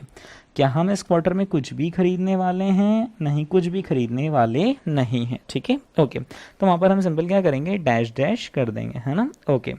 और इसके बाद जो हमारा कंजम्पशन है वो देखने के लिए हमें ऊपर चलना पड़ेगा ओके। तो कंजम्पशन दोस्तों हम इसमें कितना करने वाले हैं, 96,500 केजीज हम कंज्यूम करने वाले हैं ना। उसको मैं यहाँ पर रफ में लिख लेता हूँ, 96,500 हमें कंज्यूम करना है। ये जो 96,500 कंज्यूम होगा उसमें से 38,500 तो यहाँ से कंज्यूम हो जाएगा, और बचा हुआ दोस्तों 63,000 में से कंज्यूम होगा ओके। लिख लेते हैं कंजम्पशन 38,500 तो जो हम कंज्यूम करेंगे वो एट द रेट ऑफ ₹3 का कंजम्पशन करेंगे, है ना ओके। आप थोड़ा सा कैलकुलेटर को कष्ट दो, आप कैलकुलेटर में क्या कैलकुलेशन कर लोगे कि जो टोटल कंजम्पशन है 96,500 का, उसमें से हम 38,500 का कंज्यूम कर चुके हैं, राइट। अब जो यहाँ पर बचा हुआ कंजम्पशन आने वाला है, बचा हुआ कंजम्पशन आने वाला है कितना 58,000 किस रेट का कंजम्पशन आने वाला है, 4 रुपीज़ का कंजम्पशन आने वाला है। फटाफट दोस्तों 38,500 इंटू 3 करें, यानी कि आता है 1155,000, और फिर इसके बाद आता है 58,000 इंटू 4 यानी कि 2,32,000, ठीक है ओके। अब आप ज़रा यहाँ पर क्लोजिंग बैलेंस कैलकुलेट कर लें कि क्लोजिंग बैलेंस कितना बच जाएगा। तो now it is very easy कि भाई जो 63,000 था उसमें से कितना कंज्यूम कर चुके हैं 58,000, बचता ही हमारे पास कितना है 5,000, किस भाव का बचता है 4 रुपीज़, यानी कि क्लोजिंग बैलेंस की वैल्यू कितनी हो गई है 20,000, ठीक है। और दोस्तों इसी के साथ ही हमारा फर्स्ट क्वेश्चन कंप्लीट होता है बजटिंग चैप्टर का okay. Now let us move on to our next question. अब हमारे दोस्तों हमारे नेक्स्ट क्वेश्चन पर, क्वेश्चन नंबर 2 पर ओके। चलिए क्वेश्चन नंबर 2 है, a company is engaged in the manufacture of specialised sub assemblies. एक कंपनी है दोस्तों जो क्या करती है, कुछ स्पेशलाइज्ड सब असेंबलीज मैन्युफैक्चर करती है, which is required for certain electronic equipment. For example मान लो कंप्यूटर बनाना, और कंप्यूटर के लिए हमें क्या करना पड़ेगा, मदरबोर्ड बनाना पड़ेगा. सो मदरबोर्ड इज अ सब assembly for manufacturing computer. The company envisages that in the forthcoming month, December 2019, the sales will take a pattern in the ratio of 3:4:2 respectively of sub-assemblies ACB, MCB and DP. Okay. दोस्तों इनकी जो सब assemblies हैं, है ना, इनकी सब assemblies के 3 नाम हैं. ये 3 तरह की सब असेंबली बनाते हैं. एसीबी नाम की सब असेंबली बनाते हैं, एमसीबी और डीपी. और इनका जो रेशियो प्रपोर्शन रहेगा वो कितना कितना रहेगा, रेशियो प्रपोर्शन 3:4:2 का रेशियो प्रपोर्शन रहेगा. यानी जब भी 3 यूनिट्स ए की बिकेंगी तभी 4 यूनिट्स एम की बिकेंगी और तभी 2 यूनिट्स डी की बिकेंगी. राइट. यानी कल को अगर ये हमें टोटल सेल्स दे दें, इन तीनों का मिलाकर टोटल सेल्स कितना होने वाला है, तो हम इंडिविजुअली इन तीनों का सेल्स रेशियो प्रपोर्शन लगाकर निकाल लेंगे. The following is the schedule of components required for manufacture. दोस्तों यहाँ पर इन्होंने हमें कंपोनेंट्स का स्केड्यूल दे रखा है रिक्वायर्ड फॉर मैन्युफैक्चर. कंपोनेंट्स कौन कौन से दे रखे हैं, baseboard, IC08, IC12 and IC26. मतलब कुल मिलाकर दोस्तों कितने कंपोनेंट्स हमें लगते हैं, 4 कंपोनेंट्स लगते हैं, है ना. चलिए दोस्तों सबसे पहली सब असेंबली उठा लीजिए. सबसे पहली सब असेंबली है AC. सबसे पहली असेंबली है दोस्तों ACB, है ना. ACB सब असेंबली में बेसबोर्ड कितना लगता है, 1, IC08 कितना लगता है, 8, IC12 लगता है 4 और IC26 कितना लगता है, 2. राइट. क्या आप यहाँ पर मतलब समझ गए हैं. फॉर एग्जांपल अगर हमें कंप्यूटर बनाना है तो कंप्यूटर में हमें क्या चाहिए, मदरबोर्ड. लेकिन मदरबोर्ड क्या कोई सिंगल कंपोनेंट होता है उसके अंदर भी बहुत सारे पार्ट्स होते हैं, उसके अंदर भी बहुत सारे पार्ट्स होते हैं. राइट. तो आप अज्यूम करो कि ये ACB मदरबोर्ड है और इस मदरबोर्ड को बनाने के लिए हमें बेसबोर्ड लगता है 1, IC08 लगता है 8 यूनिट्स, IC12 लगता है 4 यूनिट्स और IC26 हमें लगता है कितना, 2 यूनिट्स. ठीक है. ओके दोस्तों, फिर इसके बाद आता है MCB बनाने में लगता है 1, 2, 10 और 6. और फिर उसके बाद है DP, वो बनाने में हमें लगता है 1, 2, 4 और 8. ठीक है. ओके. ये दोस्तों सेलिंग प्राइसेस हमें इन तीनों सब असेंबलीज की दे रखी है कि ACB हम कितने में बेचते हैं, 520, MCB हम बेचते हैं 500 में और DP हम बेचते हैं कितने में, 350 में. ओके दोस्तों, यहाँ पर इन्होंने हमें परचेज प्राइस दे रखी है कि बेसबोर्ड कितने रुपीज़ का आता है, 60 रुपीज़ का, IC08 आता है 20 रुपीज़ का, IC12 आता है 12 रुपीज़ का और IC26 आता है 8 रुपीज़ का. The direct labour time and variable overheads, थोड़ा सा ना इन्होंने प्रोडक्ट लेवल पर कॉम्प्लेक्सिटीज क्वेश्चन में बढ़ा दी है, लेकिन खैर रियल लाइफ में तो दोस्तों इससे भी ज़्यादा कॉम्प्लेक्स प्रोडक्ट्स होते हैं. The direct labor time and variable overheads required for each of the sub assemblies are, इन्होंने हमें बता रखा है कि हर सब असेंबली में आखिर लेबर और ओवरहेड्स कितने लगते हैं. तो दोस्तों ACB में हमें ग्रेड 1 के लेबर के 8 आवर्स लगते हैं और ग्रेड B के लेबर के 16 आवर्स लगते हैं. राइट. वेरिएबल ओवरहेड्स दोस्तों कितना लगता है यहाँ पर, 36 लगता है. उसी तरीके से इन्होंने हमें MCB और DP की भी इंफॉर्मेशन दे रखी है. राइट. डायरेक्ट वेजेस की रेट पर आवर दे रखी है. जैसे जाति 1 के लेबर को दोस्तों हम कितना पे करते हैं, 5 रुपीज़ पर आवर. राइट. और ग्रेड बी के लेबर को हम कितना पे करते हैं, 4 रुपीज़ पर आवर. और यहाँ पे डैश दिया है वो इसलिए क्योंकि यहाँ पर ये जो दे रखा है ना, ये कोई आवर्स नहीं है ना, ये डायरेक्टली क्या है, वेरिएबल ओवरहेड्स के अमाउंट ही है. Okay. The labourers work 8 hours a day for 25 days a month. दोस्तों वर्कर्स यहाँ पर 8 घंटे दिन में काम करते हैं और महीने में कितने दिन काम करते हैं, 25 days. Okay. The opening stocks of sub assemblies and components for December 2009 are, दोस्तों इन्होंने हमें ओपनिंग स्टॉक दे रखा है सब असेंबली का दिसंबर 2009 के लिए. मतलब देखा जाए तो ये कोई हमसे बजट साल भर का बनवाने वाले हैं या फिर बजट तो हमें बस सिर्फ 1 महीने का ही बनाना है. दिसंबर 2019 का दोस्तों हमें बजट बनाना है. Okay. The opening stocks of सब असेंबलीज एंड कंपोनेंट्स. तो दोस्तों इन्होंने सब असेंबलीज यानी कि ACB, MCB और DP का भी हमें ओपनिंग स्टॉक दे रखा है ना. ACB का इन्होंने हमें ओपनिंग स्टॉक दे रखा है 800 और उसी तरीके से यहाँ पर हमें MCB का और डीपी का भी ओपनिंग स्टॉक दे रखा है, राइट, और कंपोनेंट्स का भी इन्होंने हमें ओपनिंग स्टॉक दे रखा है, राइट। दोस्तों आप एक बात बताइए, यहाँ पर हमारे लिए फिनिश्ड गुड्स क्या हो जाएंगे और रॉ मटेरियल क्या हो जाएगा? सब असेंबलीज ही हमारे लिए क्या है? फिनिश्ड गुड्स, क्योंकि उसकी सेलिंग प्राइसेस दे रखी, मतलब हम उन्हें बेचते हैं, राइट। और उन फिनिश्ड गुड्स को बनाने के लिए हमें लगते हैं components, so this components will become raw material for us. Fixed overheads amount to rupees 757,200 for the month and a monthly profit target of rupees 12 lakhs has been set. Okay. दोस्तों हमारे जो फिक्स ओवरहेड्स लगते हैं महीने भर के, वो कितने रुपीस लगते हैं? 757,200। ध्यान रखना, कभी कभी आईसीआई क्या करता है कि यहाँ पर साल भर का फिक्स ओवरहेड्स का खर्चा दे देता है, तो फिर बच्चे को ध्यान रखना पड़ता है, क्योंकि मेरा सारा क्वेश्चन मंथली है, तो मुझे फिक्स ओवरहेड्स जो साल भर के दे रखे हैं उसे मुझे डिवाइडेड बाय 12 करना होगा। और दोस्तों जो हमारा मंथली प्रॉफिट का टारगेट है वो कितना है? 12 lakhs हमें कमाने हैं, मतलब कमाने हैं। Okay, the company is eager, उतावली हो रही है, for reduction of closing inventories for December 2019 of sub-assemblies and components by 10% of quantity as compared to the opening stock। इससे सिंपल इंफॉर्मेशन नहीं मिल सकती क्लोजिंग स्टॉक के लिए। हमारी जो क्लोजिंग इन्वेंट्रीज होनी है उसमें कितने का रिडक्शन होने वाला है? 10% एज कम्पेयर टू ओपनिंग। हमने दोस्तों सिंपल क्या करना है, जो ओपनिंग स्टॉक उन्होंने ऊपर हमें दे रखे हैं ना, ये 800, 1200 और 2800, बस कुछ नहीं करना है दोस्तों, इसको 90% से मल्टीप्लाई कर देना और वो हो जाएगा हमारा क्लोजिंग स्टॉक। उसी तरीके से कंपोनेंट्स के जो ओपनिंग स्टॉक है उसको 90% से मल्टीप्लाई कर देना, तो वो आ जाएगा closing stock of this components. Okay, prepare the following budgets for December 2019। दोस्तों हमें दिसंबर 2019 के लिए बजट्स बनाने। सबसे पहला हमें बनाना है सेल्स का budget in quantity and value, कि आखिर हम कितना क्वांटिटी सेल करने वाले हैं और कितने रुपए में वो सेल होने वाला है। ठीक है, ओके। 2 मिनट के लिए दोस्तों आप बाकी के सारे पॉइंट्स छोड़ दो, आप तो बस ए पॉइंट पर फोकस कर लो। अगर ए पॉइंट मैंने आपको सिखा दिया तो फिर ये B C D E point में कोई दम वाली बात नहीं। फिर बी सी डी पॉइंट तो हमने ऑलरेडी जो प्रीवियस क्वेश्चन किया था ना, उसमें प्रोडक्शन भी निकाला था, कितना कंपोनेंट का यूसेज होने वाला है और कितना कंपोनेंट का परचेज होने वाला है, वो सब हमने करा ही था, राइट। ओके, तो बस हमें सिर्फ किस पर फोकस करना है? ए पॉइंट पर फोकस करना है। खैर ए पॉइंट तो हमने प्रीवियस क्वेश्चन में भी करा था कि आखिर हमारा सेल्स बजट कितना है, कुछ नहीं करना। जो उन्होंने सेल्स का हमें दे रखा है कि हम इतना इतना यूनिट सेल करने वाले हैं, वो क्वांटिटी चिपका और उसे मल्टीप्लाई बाय सेलिंग प्राइस कर दो, ये बन जाता है हमारा ए पॉइंट। लेकिन दोस्तों आप में से जो स्मार्ट स्टूडेंट्स हैं वो समझ गए हैं कि यहाँ पर ए पॉइंट उतने सीधे सीधे तरीके से नहीं होने वाला है। क्यों नहीं होने वाला है? क्योंकि यहाँ पर इन्होंने शराफत से हमें सेल्स की क्वांटिटी ही नहीं दी है, राइट। देख लो आप पूरा क्वेश्चन घूमकर, यहाँ पर क्या सेल्स की क्वांटिटी उन्होंने हमें दे रखी है कहीं पर भी? नहीं, राइट।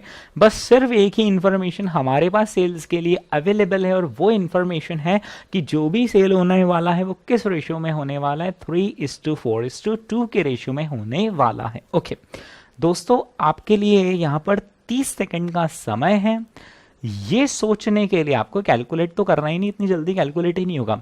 सिर्फ आपको माइंड मैप बनाना है, रास्ता निकालना है कि आप कैसे कैसे आखिर प्रोसीड करेंगे कि आपको अल्टीमेटली ये मिल जाए कि आखिर हमारा सेल्स कितना होने वाला है। दोस्तों आपका 30 सेकंड का समय शुरू होता है अब।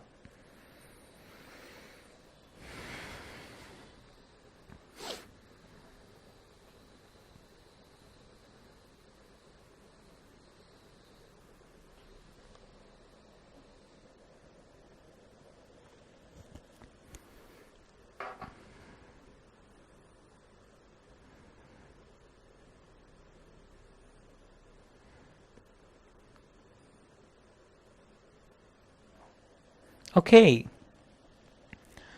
हाँ जी, तो देखना है यहाँ पर हम किस तरीके से प्रोसीड करेंगे, आखिर हमारी स्टेप्स यहाँ पर क्या क्या होने वाली है। दोस्तों यहाँ पर हम देखना कहाँ से शुरू करेंगे। क्वेश्चन ने हमें मंथली प्रॉफिट टारगेट दे रखा है। आपको पता है यहाँ पर हमें इस क्वेश्चन में रिवर्स जाना पड़ेगा ये पता करने के लिए कि इस टारगेट प्रॉफिट को अचीव करने के लिए आखिर हमें कितना सेल करना पड़ेगा। तो दोस्तों देखना हम यहाँ पर किस तरीके से प्रोसीड करेंगे, है ना। आपने मार्जिनल कॉस्ट शीट तो पढ़ी रखी। मार्जिनल कॉस्ट शीट यानी क्या होता है, सेल्स आता है सबसे पहले, उसमें से क्या लेस करते हैं, वेरिएबल कॉस्ट, तो क्या आ जाता है, कंट्रीब्यूशन, और कंट्रीब्यूशन में से क्या माइनस करते हैं, फिक्स कॉस्ट, तो क्या आ जाता है, प्रॉफिट। लेकिन यहाँ हमें प्रॉफिट पता करना है या वो तो दे रखा है, वो दे रखा है, और हमें क्या पता करनी है दोस्तों, सेल्स। देखना यहाँ पर हम कैसे शुरू हो जाएंगे। ओके, यहाँ पर दोस्तों देखना हम किस तरीके से इस क्वेश्चन को प्लान करते हैं, है ना। मैं यहाँ पर रफ में लिख रहा हूँ सिर्फ आपके माइंड मैप बनाने के लिए। सबसे पहले हमने यहाँ पर उल्टा चलेंगे, है ना। हम यहाँ पर प्रॉफिट लिख देंगे। कितना प्रॉफिट लिख देंगे हम, 12 लाख रुपीज़, है ना।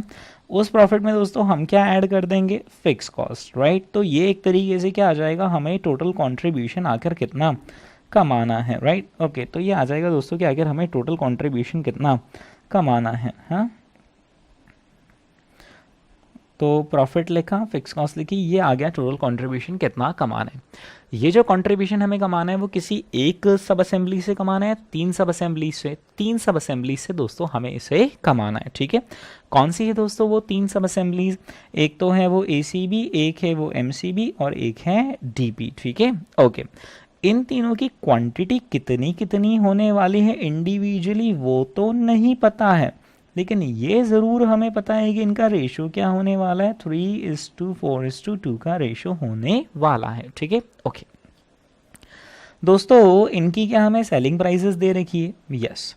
क्या उनकी वेरिएबल कॉस्ट भी दे रखी है, यस। यानी कि selling price minus variable cost करके हम क्या निकाल सकते हैं, कंट्रीब्यूशन। मेरे गहरे सवाल का जवाब देवें कि क्या अगर सेल्स 3:4:2 के रेशियो में है तो कंट्रीब्यूशन भी 3:4:2 के रेशियो में आएगा, या वो तो अलग आ सकता है, वो तो अलग आ सकता है। बिकॉज जरूरी थोड़ी ना है कि जितना कंट्रीब्यूशन ए पर मिले उतना ही हमें एम पर मिल रहा हो। तो जब ए की 3 यूनिट्स बेच रहे हैं और एम की 4 यूनिट्स बेच रहे हैं तो कंट्रीब्यूशन भी 3:4 का रेशियो रहेगा, नहीं हो सकता है एक प्रोडक्ट में हमारा 0 रुपीज का ही कंट्रीब्यूशन हो, राइट।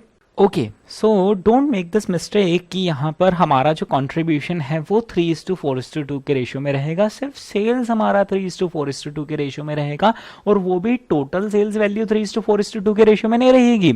यहाँ पर जो हमारी सेल्स की यूनिट्स रहेंगी ना वो 3:4:2 के रेशियो में रहेंगी, ठीक है। ओके, अब दोस्तों किस तरीके से करें इसको, कुछ गाइड कर पा रहे हो क्या? यहाँ पर क्या हमें सेलिंग प्राइस ए की पता है?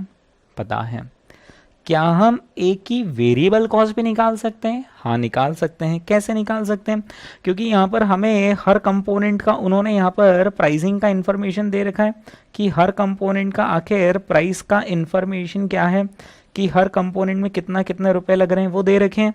ओके, साथ ही साथ उन्होंने ना ये भी हमें दे रखा है कि हर एक पर्टिकुलर प्रोडक्ट को बनाने में कितना कितना कौन कौन सा कंपोनेंट आखिर कितना कितना लग रहा है वो भी दे रखा है, लेबर कितना लग रहा है वो भी दे रखा है, लेबर का रेट दे रखा है, और वेरिएबल ओवरहेड्स दे रखे। यानी डू यू एग्री कि वक्त आने पर हम कंट्रीब्यूशन पर यूनिट तो निकाल ही सकते हैं। हम कंट्रीब्यूशन पर यूनिट ए का भी निकाल सकते हैं, एम का भी निकाल सकते हैं और डी का भी निकाल सकते हैं, राइट। तो यहाँ पर कंट्रीब्यूशन पर यूनिट हर प्रोडक्ट का हमारे पास आ जाएगा, ठीक है। ओके, अब दोस्तों मुझे ऐसा लग रहा है कि आप कनेक्टिविटी बना पा रहे हैं कि आखिर हम इस क्वेश्चन को आगे कैसे प्रोसीड करेंगे। हम सिंपल क्या करने वाले हैं दोस्तों, वो जो कंट्रीब्यूशन पर यूनिट आएगा ना उसे मल्टीप्लाई कर लेंगे। किससे मल्टीप्लाई कर लेंगे? 3 से।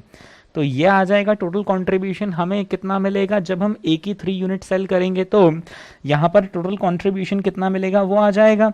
फिर यहाँ पर हम एम की जब 4 यूनिट सेल करेंगे, क्योंकि जब ए की 3 बिकेंगी तो फिर एम की 4 यूनिट्स बिकेंगी, मल्टीप्लाई बाय उसका कंट्रीब्यूशन, तो ये आ जाएगा इसका contribution on 4 units of M. और फिर जो डी का कंट्रीब्यूशन पर यूनिट है उसे हम किससे मल्टीप्लाई कर लेंगे? 2 से। तो ये आ जाएगा contribution per unit on 2 units of D, ठीक है। क्या दोस्तों ये 3 यूनिट्स का कंट्रीब्यूशन, 4 यूनिट्स का कंट्रीब्यूशन, 2 यूनिट्स का कंट्रीब्यूशन इस वाले टोटल कंट्रीब्यूशन से टैली हो जाएगा क्या? नहीं होगा, क्योंकि तो बहुत सारी हजारों यूनिट्स का कंट्रीब्यूशन होगा। लेकिन हमें ये पता चल गया कि एक पैकेज जब बिकेगा जिसका रेशियो क्या होगा 3:4:2, जब एक पैकेज बिकेगा ए का, एम का और डी का, तो आखिर कंट्रीब्यूशन कितना आएगा? ओके, तो हम क्या करेंगे यहाँ पर, हम ये जो 3 यूनिट्स का कंट्रीब्यूशन है, 4 यूनिट्स का कंट्रीब्यूशन है और 2 यूनिट्स का कंट्रीब्यूशन, इसे हम सम अप कर लेंगे। तो हमें पता चल जाएगा कि आखिर जब हम 3 यूनिट्स इसकी, 4 यूनिट्स इसकी और 2 यूनिट्स इसकी बेचेंगे तो कितना कंट्रीब्यूशन आएगा। फिर और हमें ये भी पता है कि आखिर हमें टोटल कंट्रीब्यूशन कितना चाहिए। दोस्तों जिस दिन हम इस टोटल कंट्रीब्यूशन को ना डिवाइड कर देंगे किससे, कि यहाँ पर इनके 3 + 4 + 2 यूनिट्स बेचने से कितना कंट्रीब्यूशन है, तो हमें नंबर ऑफ यूनिट्स रिवर्स में पता चल जाएगी कि आखिर हमें कितने पैकेजेस AMD के बेचने पड़ेंगे, राइट। ये कॉन्सेप्ट दोस्तों हमने वहां पर मार्जिनल कॉस्टिंग में भी कवर किया था, और इस तरीके से रिवर्स कैलकुलेशन में हमें पता चलेगा कि हम A की, M की और D की आखिर कितनी यूनिट्स बेचने वाले हैं, ठीक है। ओके, तो दोस्तों इस तरीके से हम ना इस क्वेश्चन को कवर करने वाले हैं, ठीक है। बस अगर हमने ये कर लिया तो हमें पता चल जाएगा कि आखिर हमारा सेल्स बजट क्वांटिटी में कितना है और वैल्यू में कितना है। और एक बार हमने सेल्स बजट बना लिया तो फिर रिवर्स में वो प्रोडक्शन बजट तो बन ही जाएगा, है ना। सेल्स और प्रोडक्शन बजट के बीच में दोस्तों कनेक्टिविटी कौन बनाने वाला है, फिनिश गुड्स की इन्वेंट्री। ओके, प्रोडक्शन बजट अगर हमने बना लिया तो उससे कंपोनेंट का यूजेज बजट भी बन जाएगा, और फिर कंपोनेंट का यूजेज बजट बन गया तो कंपोनेंट का परचेज बजट भी बन जाएगा, है ना। कंपोनेंट के यूजेज और परचेज में क्या डिफरेंस होगा, रॉ मटेरियल की इन्वेंट्री का डिफरेंस होगा। ओके, और इसी के साथ साथ अब जब हमने इतनी पढ़ाई लिखाई कर ली तो आखिरी वाला भी पढ़ लें कि आखिरी वाले में क्या करना है, हमें मैन पावर बजट बनाना है, यानी कि हमें बताना है कि कितने लेबर की आखिर रिक्वायरमेंट होगी। Now that is pretty easy. हम सिंपल देख लेंगे कि आखिर हमारा प्रोडक्शन कितना है और उस प्रोडक्शन को करने के लिए आखिर हमें मैन पावर की कितनी रिक्वायरमेंट होगी। ओके, तो दोस्तों जो इस क्वेश्चन में सबसे इंपॉर्टेंट है वो कौन सा पॉइंट है, ए पॉइंट यहाँ पर सबसे ज़्यादा इंपॉर्टेंट है। चलिए तो अब हम ए पॉइंट दोस्तों इस क्वेश्चन का करना शुरू करते हैं। ओके, तो अब आप मुझे थोड़ा सा गाइड करें कि हम यहाँ पर कैसे कैसे प्रोसीड करें। तो एक तो हमें रिवर्स चलना है ना, लेकिन रिवर्स चलने से पहले हम कुछ बेसिक कैलकुलेशंस कर लें। मेरे हिसाब से सबसे इंपॉर्टेंट कैलकुलेशन जो हमें यहाँ पर कर लेना चाहिए वो है कंट्रीब्यूशन पर यूनिट। एक बारी को निकाल के रख दो भाई, कंट्रीब्यूशन पर यूनिट कितना, बस फिर इस कंट्रीब्यूशन पर यूनिट को 3:4:2 का इफेक्ट देकर रिवर्स कैलकुलेशन में डायरेक्टली हम यूज़ कर लेंगे। चलिए दोस्तों, तो हम यहाँ पर एक वर्किंग नोट बना रहे हैं, वर्किंग नोट नंबर 1, जिसमें हम कैलकुलेशन करेंगे कंट्रीब्यूशन पर यूनिट का। Okay,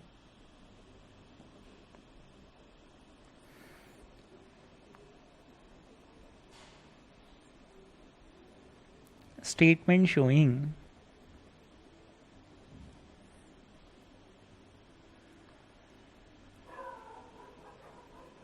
contribution per unit. Okay दोस्तों, statement showing contribution per unit में हम यहाँ पर तो ले लेंगे पर्टिकुलर्स, और तीनों के लिए हमें कैलकुलेट करना है ना। वो 3 सब असेंबलीज कौन सी हैं, 3 सब असेंबलीज थी, ACB, MCB और DP। ओके, ACB, MCB और DP, है ना। ओके, क्या हमें टोटल के कॉलम की सच कोई ज़रूरत पड़ेगी, नहीं पड़ने वाली, राइट। हम बिना टोटल के कॉलम के बना लेंगे इसको। ओके, चलिए हाँ जी, बताइए क्या, कहाँ से शुरू करें। सबसे पहले हम क्या लिख लेंगे यहाँ पर, selling price. Okay, selling price दोस्तों हमें कितनी कितनी दे रखी है ना, आप क्वेश्चन को रेफर करते जाएं। हमें सेलिंग प्राइस दे रखी है 520 रुपीज़ दे रखी है ACB की, फिर उसके बाद है 500 और फिर है 350, है ना। ये हमें यहाँ पर सेलिंग प्राइसेस दे रखी है, ठीक है। ओके, 520, 500 और 350, ठीक है। ओके, सेलिंग प्राइस के बाद दोस्तों अब हम यहाँ से लेस क्या करेंगे, यहाँ पर वेरिएबल कॉस्ट। ओके, लेस हम करेंगे यहाँ पर वेरिएबल कॉस्ट।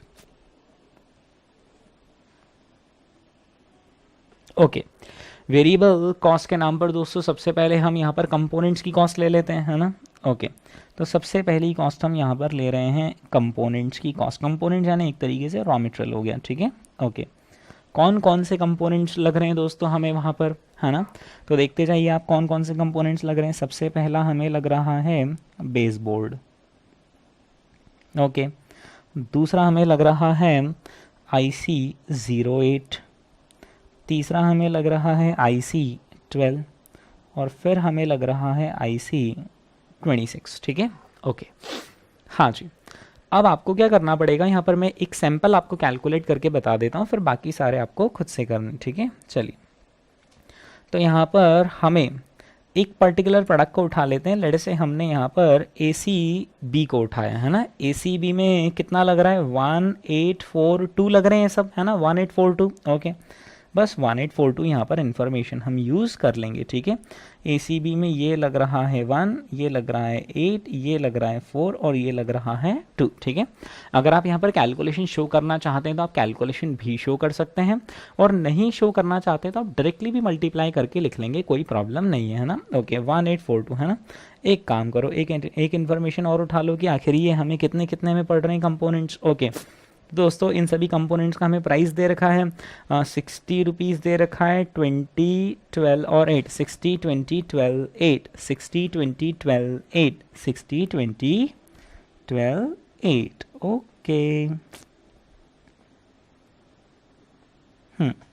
हाँ जी, और यहाँ पर देख लीजिए कितने कितने लग रहे हैं, 1842 लग रहे हैं ACB में, बस आप मल्टीप्लाई कर लीजिए। तो यहाँ पर ये लग रहा है 1, ये लग रहा है 8, ये लग रहा है 4 और ये लग रहा है 2, है ना। मल्टीप्लाई करते जाएंगे, लिखते जाएंगे। ओके, तो 60 रुपीज़ का कंपोनेंट हमें कितनी यूनिट लग रहा है, 1 यूनिट लग रहा है, राइट। यानी कि हो जाएगा कितना, 60 रुपीज़।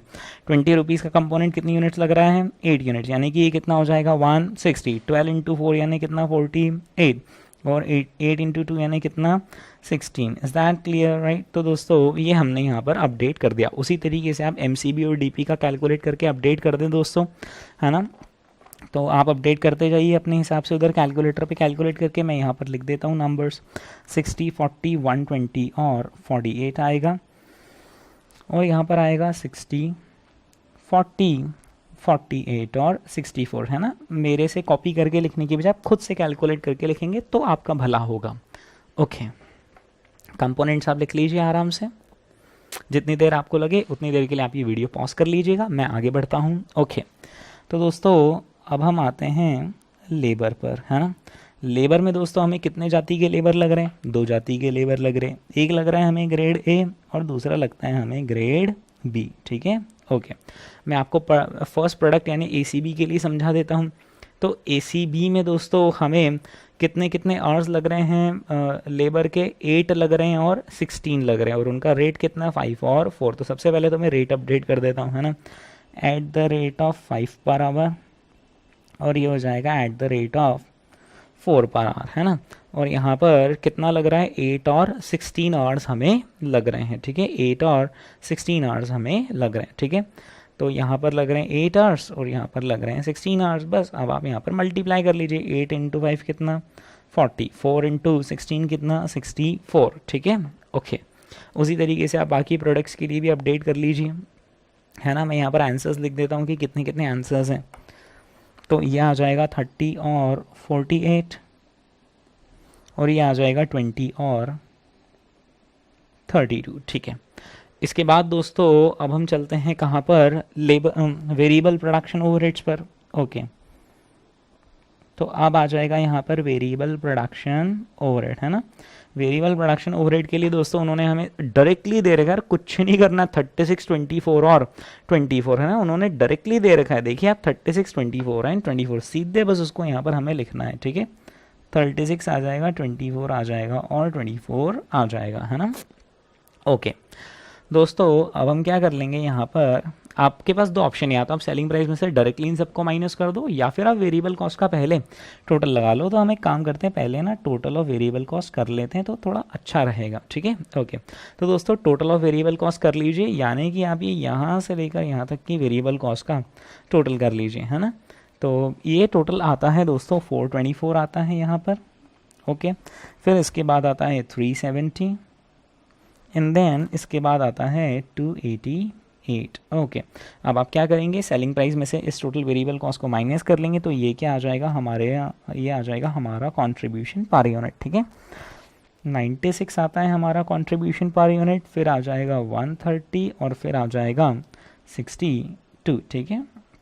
ये कंट्रीब्यूशन पर यूनिट हमने निकाल लिया, है ना। ओके दोस्तों, क्या तीनों प्रोडक्ट की 111 यूनिट बिकने वाली है, उसका एक रेशियो प्रपोर्शन है, रेशियो प्रपोर्शन, ठीक है। तो वो हम यहाँ पर लिख लेते हैं किस नाम से, सेल्स रेशियो के नाम से, कि भाई हमारा सेल्स का रेशियो आखिर कितना है। तो दोस्तों हमारा सेल्स का रेशियो कितना है, 3:4:2, 2, ठीक है। अब हम सिंपल क्या कर लेंगे, वो जो कंट्रीब्यूशन पर यूनिट है ना उसे इस रेशियो से हम मल्टीप्लाई कर लेंगे, तो ये हमें मिल जाएगा टोटल कंट्रीब्यूशन,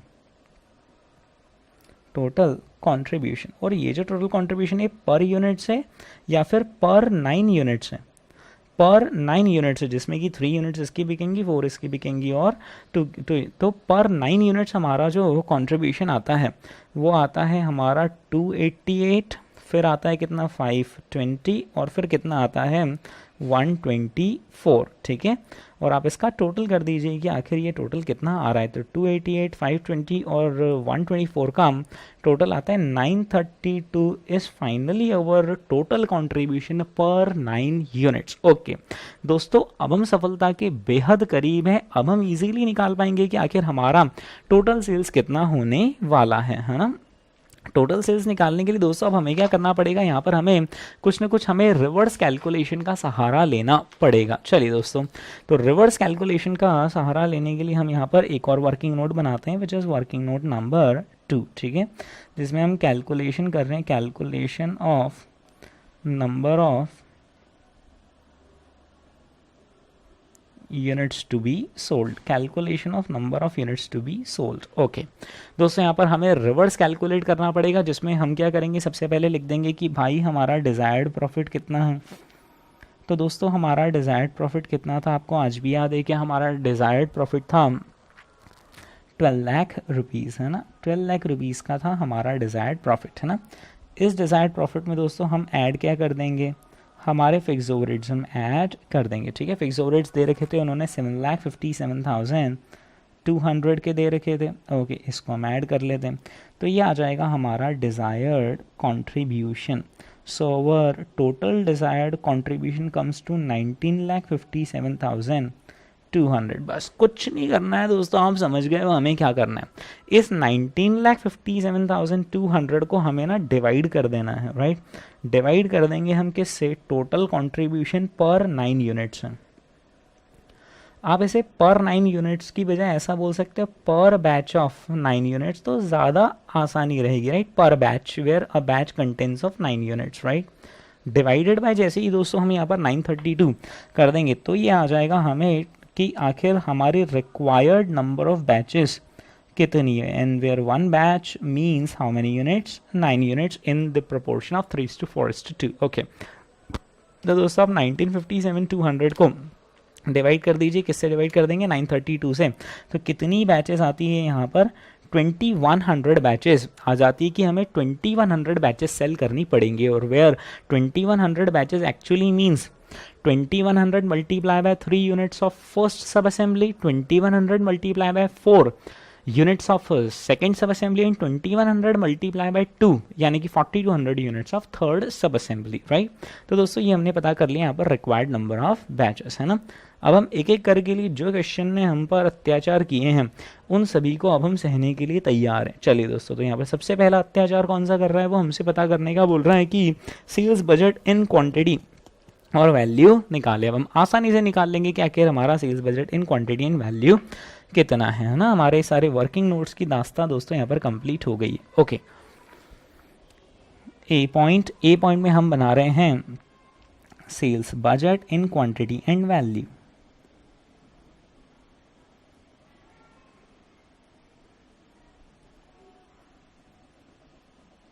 ओके, तो दोस्तों sales budget in quantity and value में हम यहाँ तो लिखेंगे पर्टिकुलर्स,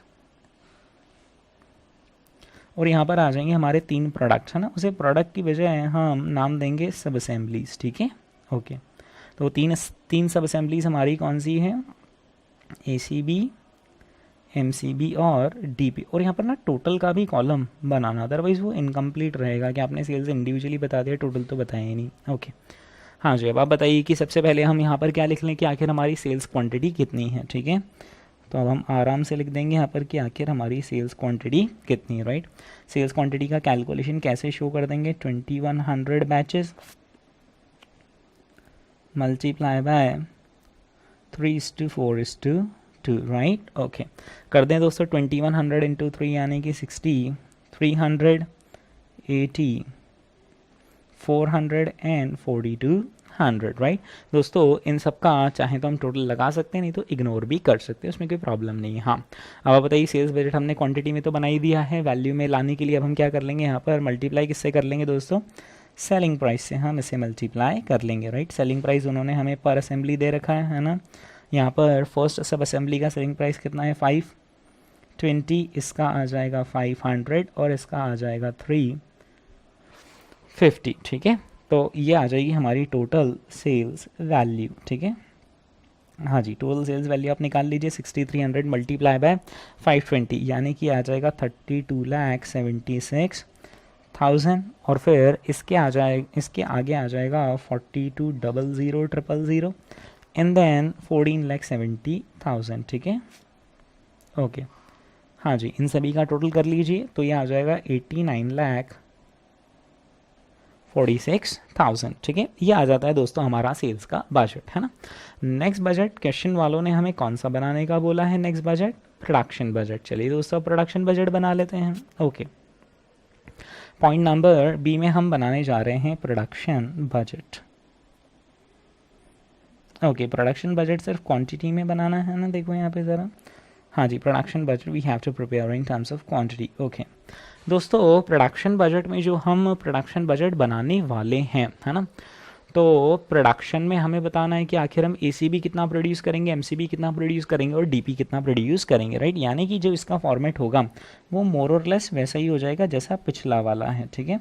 पर्टिकुलर्स आ जाएगा एसीबी, एमसीबी और डीपी, ठीक है। यहाँ पर हमें टोटल के कॉलम की ऐसा कोई ज़रूरत नहीं, बट फिर भी आप चाहें तो जगह छोड़कर रख सकते हैं। वक्त ज़रूरत अगर हमें लगेगा तो हम उसका टोटल का कॉलम बना देंगे। हाँ जी, प्रोडक्शन आखिर कितना करना है उसके लिए हमें पहले किस चीज़ की रिक्वायरमेंट होगी कि आखिर हमें यहाँ पर सेल कितना करना है, ठीक है। तो आप सबसे पहले यहाँ पर सेल्स लिख दीजिए कि कितना कितना हमें सेल्स करना है। तो अभी हमने ऊपर निकाला ही था ना कितना कितना सेल्स करना है ना, 6300, 8400 और 4200 का सेल करना है। लेकिन उसमें से दोस्तों हम लेस कर देते हैं। क्या लेस कर देते हैं, क्योंकि जब प्रोडक्शन करना है तो उसमें ओपनिंग स्टॉक तो ऑलरेडी अवेलेबल होता ही है, तो हम ओपनिंग स्टॉक को लेस कर देते हैं, लेकिन जितना हम क्लोजिंग स्टॉक रखने वाले हैं उसे हम ऐड कर देते हैं। ओके, तो दोस्तों ओपनिंग स्टॉक क्वेश्चन ने हमें दे ही रखे थे कहीं पर कि ओपनिंग स्टॉक कितना है, तो 800, 1200 और 2800 हमें दे रखा है उन्होंने, राइट। तो ओपनिंग स्टॉक आ जाएगा 800, फिर आ जाएगा 1200 और 2800, ठीक है। ओपनिंग तो ये हो गया है ना, लेकिन क्लोजिंग कितना होगा, तो जितना ओपनिंग अपन ने ले रखा है ना उसका 10% लेस, है ना। तो क्लोजिंग स्टॉक कितना हो जाएगा, ओपनिंग स्टॉक लेस 10%, है ना। तो ये कितना कितना हो जाएगा दोस्तों, 720 हो जाएगा। और फिर उसके बाद ये हो जाएगा 1080 और ये हो जाएगा 2520, ठीक है। अब ये ध्यान रखना है, हमें ओपनिंग को लेस करना है और क्लोजिंग को ऐड करना है ना। चलिए दोस्तों फटाफट आप यहाँ पर निकाल लीजिए कि कितना कितना होगा प्रोडक्शन। तो दोस्तों ये आ जाएगा हमारा टोटल प्रोडक्शन। ओके, हाँ जी, तो टोटल प्रोडक्शन आता है 6220। ऑब्वियसली जितना सेल करना है उससे कम प्रोड्यूस करना पड़ेगा, क्योंकि क्लोजिंग स्टॉक हमारा अब कम हो रहा है, 8280 और फिर आ जाएगा 3920, ठीक है। तो दोस्तों ये आ जाएगा यहाँ पर हमारा प्रोडक्शन बजट, है ना। प्रोडक्शन बजट के बाद दोस्तों अब हमें नेक्स्ट कौन सा बजट बनाना है, कंपोनेंट्स का यूजेज बजट, ठीक है। बना ही लेते हैं यार, जब इतना किया है तो कंपोनेंट्स का यूजेज बजट बना लेते हैं।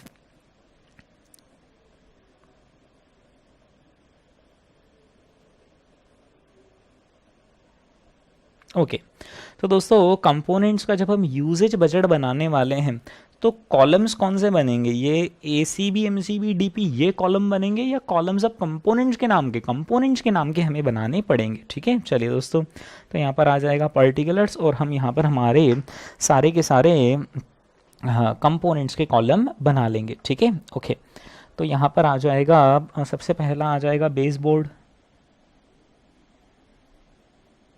ओके, बेस बोर्ड के बाद आ जाएगा IC08, फिर आ जाएगा IC12 और फिर आ जाएगा IC26, ठीक है।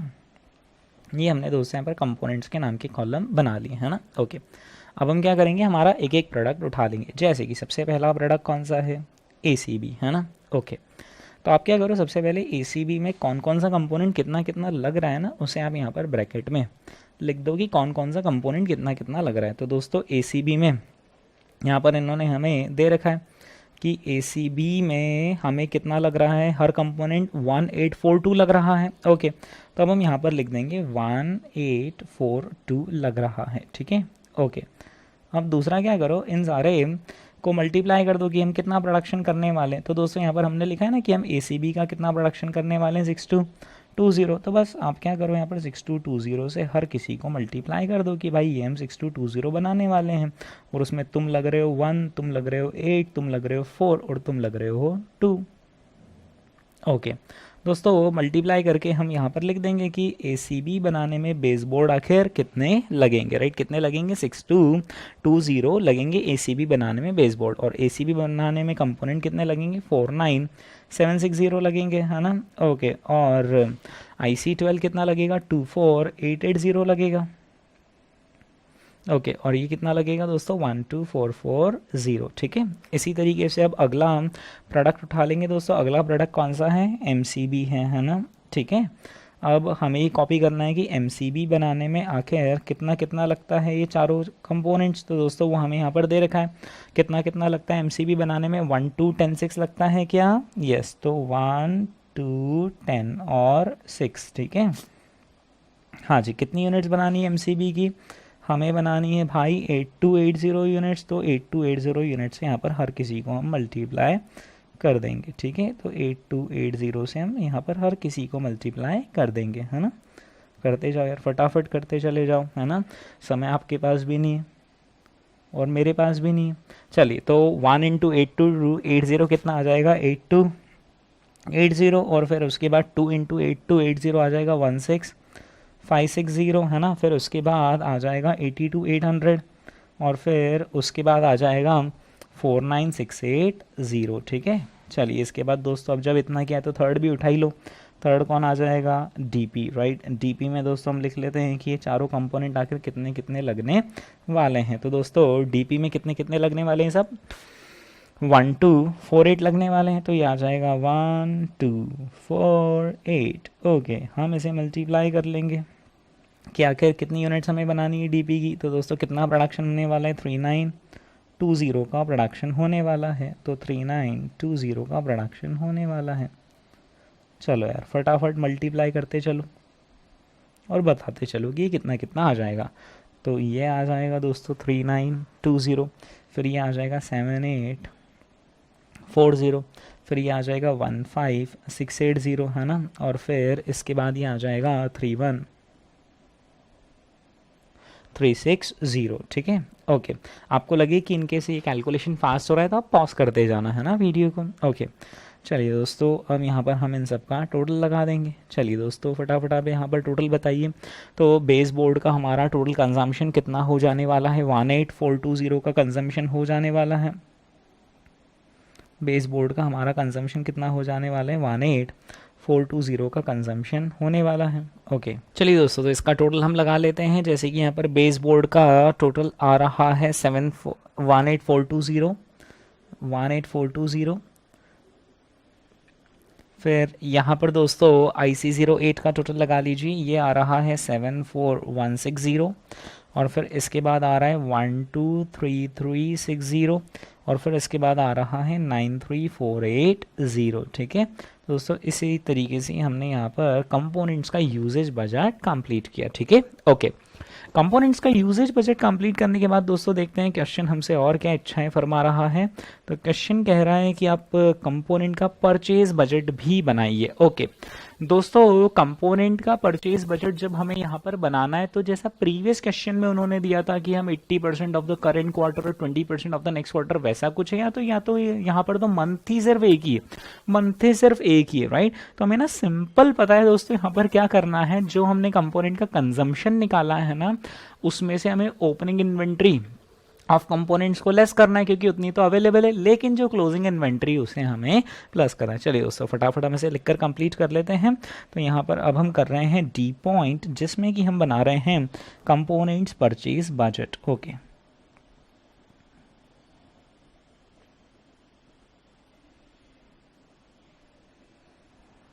हाँ जी, कंपोनेंट्स का जो हमें परचेज बजट बनाना है वो आप ज़रा क्वेश्चन में देखें, हमें क्वांटिटी में भी बनाना है और वैल्यू में भी बनाना है, राइट। तो हम यहाँ पर लिख देंगे इन क्वांटिटी एंड वैल्यू, ठीक है।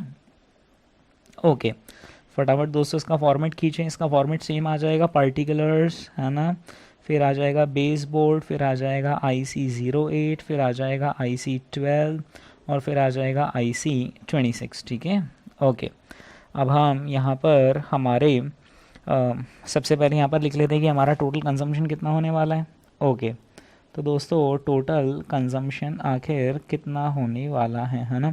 तो बेस बोर्ड का कंजम्पशन कितना होने वाला है, 18420 है ना, ये लिखा ऊपर ही तो लिखा है 18420। फिर आ जाएगा, बस कॉपी पेस्ट करना है, 74160, फिर 123360 और फिर आ जाएगा 93480, ठीक है। हाँ जी, ये जो कंजम्पशन है इसमें हम लेस कर देंगे ओपनिंग स्टॉक और ऐड कर देंगे क्लोजिंग स्टॉक, ठीक है।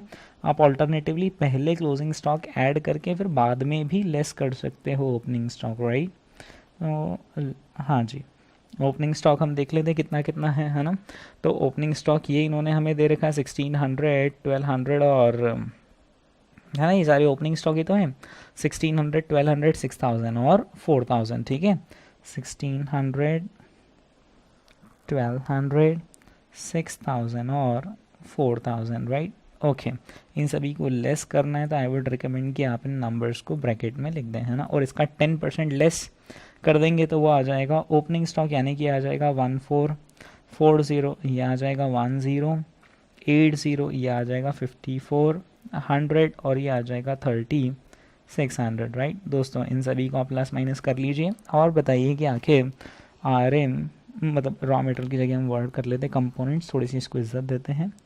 तो कंपोनेंट का परचेज क्वांटिटी आखिर कितना कितना आ जाएगा, है ना। तो कंपोनेंट का परचेज क्वांटिटी यहाँ पर आ रहा है 18260, फिर यहाँ पर आ जाएगा 74040, फिर आ जाएगा 122760 और फिर आ जाएगा 93080, ठीक है। ओके, क्या सिर्फ क्वांटिटी में लेना है, वैल्यू में भी, राइट। क्या इन्होंने हमें परचेज प्राइसेस दे रखी है दोस्तों, कहीं पर मुझे ऐसा याद आ रहा है कि हमें परचेज प्राइसेस इन्होंने दे रखी थी, राइट। ये लिखिए दोस्तों यहाँ पर परचेज प्राइसेस, ठीक है, 60, 20, 12 और 8, ठीक है। तो अब हम इसका इफेक्ट दे देते हैं 60, 20, 12 और 8 का, है ना, 60, 20, 12 और 8, है ना। या यहाँ पर आ जाएगा परचेज प्राइस,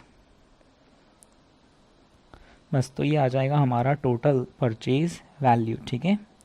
चलिए दोस्तों फटाफट निकाल लीजिए आप, आखिर टोटल परचेज वैल्यू कितनी आती है ना। तो 18260 को आप 60 रुपीज़ से मल्टीप्लाई कर लीजिए, ये आ जाएगा 10,95,600, फिर आ जाएगा 1480800 और फिर आ जाएगा 1473120 और फिर आ जाएगा 744640, 744640, है ना।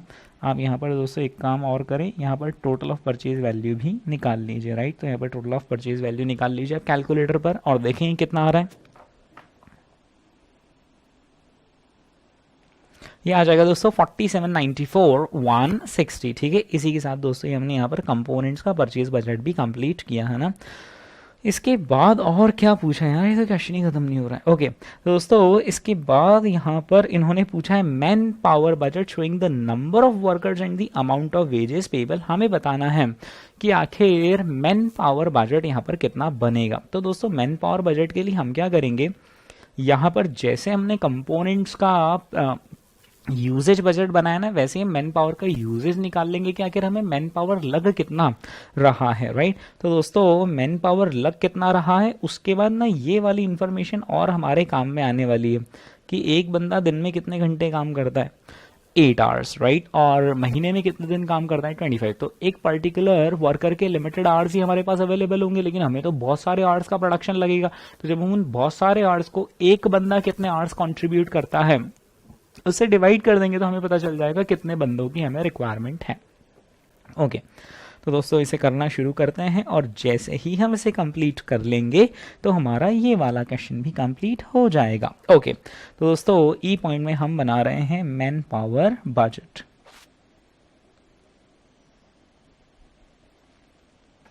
ओके मैन पावर बजट में दोस्तों हमारे यहाँ पर कितने जाति के वर्कर काम करते हैं? हमारे यहाँ पर दो तरह के वर्कर्स काम करते हैं, है ना। ओके दोस्तों, ये जो दो तरह के वर्कर्स काम करते हैं, है ना, तो पर्टिकुलर्स लिखते हैं और यहाँ पर एक जगह पर आ जाएगा ग्रेड ए लेबर और एक जगह पर आ जाएगा ग्रेड बी लेबर। ठीक है, एक जगह आ जाएगा ग्रेड ए और एक जगह पर आ जाएगा ग्रेड बी, है ना। अब ये जो दो तरह के वर्कर ही हमें तीनों तरह के कंपोनेंट्स को बनाने में लगते हैं, है ना। ओके, इन तीनों तरह के कंपोनेंट्स की कुछ यूनिट्स हमें बनानी है। उन हर यूनिट पर दोस्तों हमें कुछ लेबर आवर्स लगते हैं, राइट। तो मैं देखना यहाँ पर क्या प्लानिंग कर रहा हूँ। ओके, थोड़ा सा नीचे जाकर मैं यहाँ पर लाइन खींच रहा हूँ। Now what I am planning is कि हम सब असेंबली तो यहाँ पर लिख देंगे, है ना, कि जो हम यहाँ पर सब असेंबलीज बनाने वाले, जैसे कि सबसे पहली सब असेंबली कौन सी हो जाती? एसीबी, दूसरी हो जाती एमसीबी और तीसरी है डीपी, है ना। और हर असेंबली की हम क्या सोच रहे हैं कि यूनिट्स लिख देंगे कि कितनी बनानी भाई हर असेंबली की यूनिट्स, है ना। और यूनिट्स के बाजू में हम लिख देंगे आवर्स पर यूनिट आखिर कितने लगते हैं, तो हमें क्या पता चल जाएगा उस पर्टिकुलर लेबर के आखिर टोटल आवर्स हमें कितने लगेंगे। और ऐसा का ऐसा ही दोस्तों हम ग्रेड बी के लिए भी कर लेंगे, है ना। अच्छा, यूनिट्स हमें दोनों के लिए सेपरेटली लिखने की ज़रूरत नहीं, यूनिट्स को हम ना यहाँ पर लिख सकते हैं, थोड़ा सा इस तरफ करके भी आप यूनिट्स को लिख सकते हो, ठीक है, क्योंकि यूनिट्स तो दोनों के लिए कॉमनली ही यूज़ होगी, ग्रेड ए के लिए भी और ग्रेड बी के लिए भी, राइट। यहाँ पर आ जाएंगे आवर्स पर यूनिट और यहाँ पर आ जाएंगे टोटल आवर्स। ठीक है, चलिए दोस्तों डेटा फिलअप कर लेते हैं। तो सब assembly A C B M C B और डी पी की यूनिट्स दोस्तों हमने कहीं पर ऊपर पता कर ली थी, है ना। ये देखो, ये रहा प्रोडक्शन कि हम इसका 6220 प्रोडक्शन करने वाले हैं, इसका 8280 और इसका कितना 3920। ठीक है, तो बस इसे हम वहाँ पर कॉपी कर देते क्योंकि जो प्रोडक्शन करना है उसके लिए लगेगा, है ना। तो यहाँ पर आ जाएगा 6220 यूनिट्स और फिर आ जाएगा 8280 यूनिट्स और फिर आ जाएगा 3920 यूनिट्स। ठीक है, ओके, फिर इसके पास में लिख देंगे कि आगे हमें कितने कितने आवर्स लग रहे हैं। आवर्स की इन्फॉर्मेशन यहाँ से लिख जाएगी। 8, 6 और 4 हमें आवर्स लग रहे हैं, है ना। 8, 6, 4 लग रहे हैं हमें ग्रेड ए के, तो 8, 6, 4 हम यहाँ पर अपडेट कर देंगे 8, 6, 4। ठीक है, फिर यहाँ पर कितने लग रहे हैं 16, 12 और 8, तो 16, 12 और 8 हम यहाँ पर अपडेट कर देंगे। बस अब आप इसे मल्टीप्लाई कर लीजिए, है ना, यानी कि इसको मल्टीप्लाई कर लेंगे 6220 इंटू 8। चलिए दोस्तों, तो ये कितना कितना आ जाता है यहाँ पर मल्टीप्लाई करके, ये आ जाता है 49760। ओके, उसके नीचे कितना क्या आ रहा है 49680 और फिर आ रहा है 15680। ठीक है, उसी तरीके से दोस्तों यहाँ पर अब आप क्या करेंगे, इसके बाद 6220 मल्टीप्लाई बाय 16 कर देंगे, है ना, यानी कि आ जाएगा 99520 और उसी तरीके से नीचे आ जाएगा 99360 और फिर आ जाएगा 31360। ठीक है, तब दोस्तों हम इनका आवर्स का टोटल लगा लेंगे, है ना। आवर्स का टोटल आता है 115120 और फिर आ जाएगा 210240, राइट। इतने इतने आवर्स की हमें रिक्वायरमेंट है। ठीक है, अब हम क्या करेंगे, ये देख लेंगे कि एक बंदे के आखिर कितने आवर्स हमें चाहिए, है ना। जैसे अभी तो ये जो आया ये क्या आ गया, टोटल आवर्स रिक्वायर्ड। ठीक है, अब हम ये निकाल लेंगे कि आवर्स पर वर्कर आखिर कितने हैं, तो आवर्स पर वर्कर कैसे निकाल लेंगे। तो एक बंदा दोस्तों दिन में कितने घंटे काम करता है 8 आवर्स, एक महीने में कितने दिन काम करता है 25 डेज, यानी हर एक महीने में एक बंदा हमें कितने आवर्स दे देता है 200 आवर्स दे देता है। वो जो 200 आवर्स यहाँ पर है वही 200 आवर्स यहाँ पर भी, जिस दिन हम इन्हें डिवाइड कर देंगे तो हमें पता है क्या मिल जाएगा, नंबर ऑफ वर्कर्स रिक्वायर्ड। तो दोस्तों हमें यहाँ पर 115120 डिवाइडेड बाय 200 यानी कि हमें कितने आदमी चाहिए 576 और यहाँ पर कितने चाहिए उसी तरीके से कैलकुलेट करेंगे कितने 1152 वर्कर्स की दोस्तों हमें रिक्वायरमेंट है। Is that clear. ये दोस्तों हमने यहाँ पर मैन पावर बजट बना लिया। एक बार ज़रा क्वेश्चन को देखो। तो दोस्तों क्वेश्चन ने यहाँ पर हमसे जो मैन पावर बजट पूछा था उसमें ना उन्होंने हमसे दो चीज़ें मांगी थी। एक तो showing the number of workers and this we have already shown them in the amount of wages payable. Now it is very easy. Amount of wages ना कोई भी निकाल लेगा, अपन चाहे तो सीए फाउंडेशन वाले को आउटसोर्स कर दे, बट ठीक है यार। तो यहाँ पर हम क्या लिख लेंगे, सिंपल क्या लिख लेंगे, वेज रेट लिख लेंगे, है ना। ओके, अब यहाँ पर दो ऑप्शन है, या तो आप वेज रेट पर आवर लिखो। अगर आप वेज रेट यहाँ पर पर आवर लिख रहे हो ना, अगर आप यहाँ पर वेज रेट पर आवर लिख रहे हो तो फिर आपको उस वेज रेट पर आवर को किससे मल्टीप्लाई करना पड़ेगा, नंबर ऑफ आवर्स से मल्टीप्लाई करना पड़ेगा, ठीक है। ऑल्टरनेटिवली आप क्या कर सकते हो कि यहाँ पर वेज रेट पर आवर लिखने की बजाय यहाँ पर क्या लिख सकते हो, वेज रेट पर worker per month, wage rate पर वर्कर पर मंथ लिख सकते हो। अगर आप वेज रेट पर वर्कर पर मंथ लिखोगे तो फिर कितने आदमी थे उससे हमें मल्टीप्लाई करना पड़ेगा, है ना। दोनों में से कुछ भी कर लो, दुनिया गोल है, फाइनल आंसर सेम आएगा। ओके, तो दोस्तों यहाँ पर हमें क्वेश्चन ने ना वेज रेट कहीं पर दे रखी थी, क्वेश्चन ने हमें वेज रेट पर आवर कितनी दे रखी है, 5 रुपीज़ और 4 रुपीज़। क्वेश्चन ने हमें वेज रेट पर वर्कर दे रखी है 5 रुपीज़ और 4 रुपीज़ इन्होंने हमें दे रखा है, ठीक है। हाँ जी, तो 5 रुपीज़ और 4 रुपीज़ से हम पर वर्कर की वेजेस निकाल सकते हैं कि भाई 5 रुपीज़ पर आवर हम आपको देते हैं और आप हमारे लिए 8 आवर्स काम करते हैं एक दिन में, और ऐसे आप कितने डेज़ काम करते हैं, 25 डेज़। यानी एक बंदा दोस्तों कितने रुपए कमा लेता है एक महीने के, 1000, राइट। उसी तरीके से यहाँ पर भी आप कैलकुलेशन करें और यहाँ पर बताएं कि एक बंदा कितने कमा लेता है, तो एक बंदा कितने कमा लेता है, 800, राइट। बस अब दोस्तों दिल्ली दूर नहीं, अब हम यहाँ पर निकाल लेंगे कि आगे हमारी टोटल वेजेस पेएबल कितनी आती है। ओके, तो टोटल वेजेस पेएबल के लिए आप क्या कर लेंगे, इन्हें मल्टीप्लाई कर लेंगे, आ जाएगा 5,76,000 और ये आ जाएगा 921,600, राइट। अब हम सिंपल इन सभी को क्लब कर देंगे तो ये आ जाएंगी हमारी total wages, right. Total wages आ जाएंगी 14,97,600। ओके दोस्तों, इसी के साथ ही हमने क्वेश्चन नंबर 2 भी कंप्लीट किया। आज के लिए बस इतना ही, मिलते हैं हम हमारे अगले एपिसोड।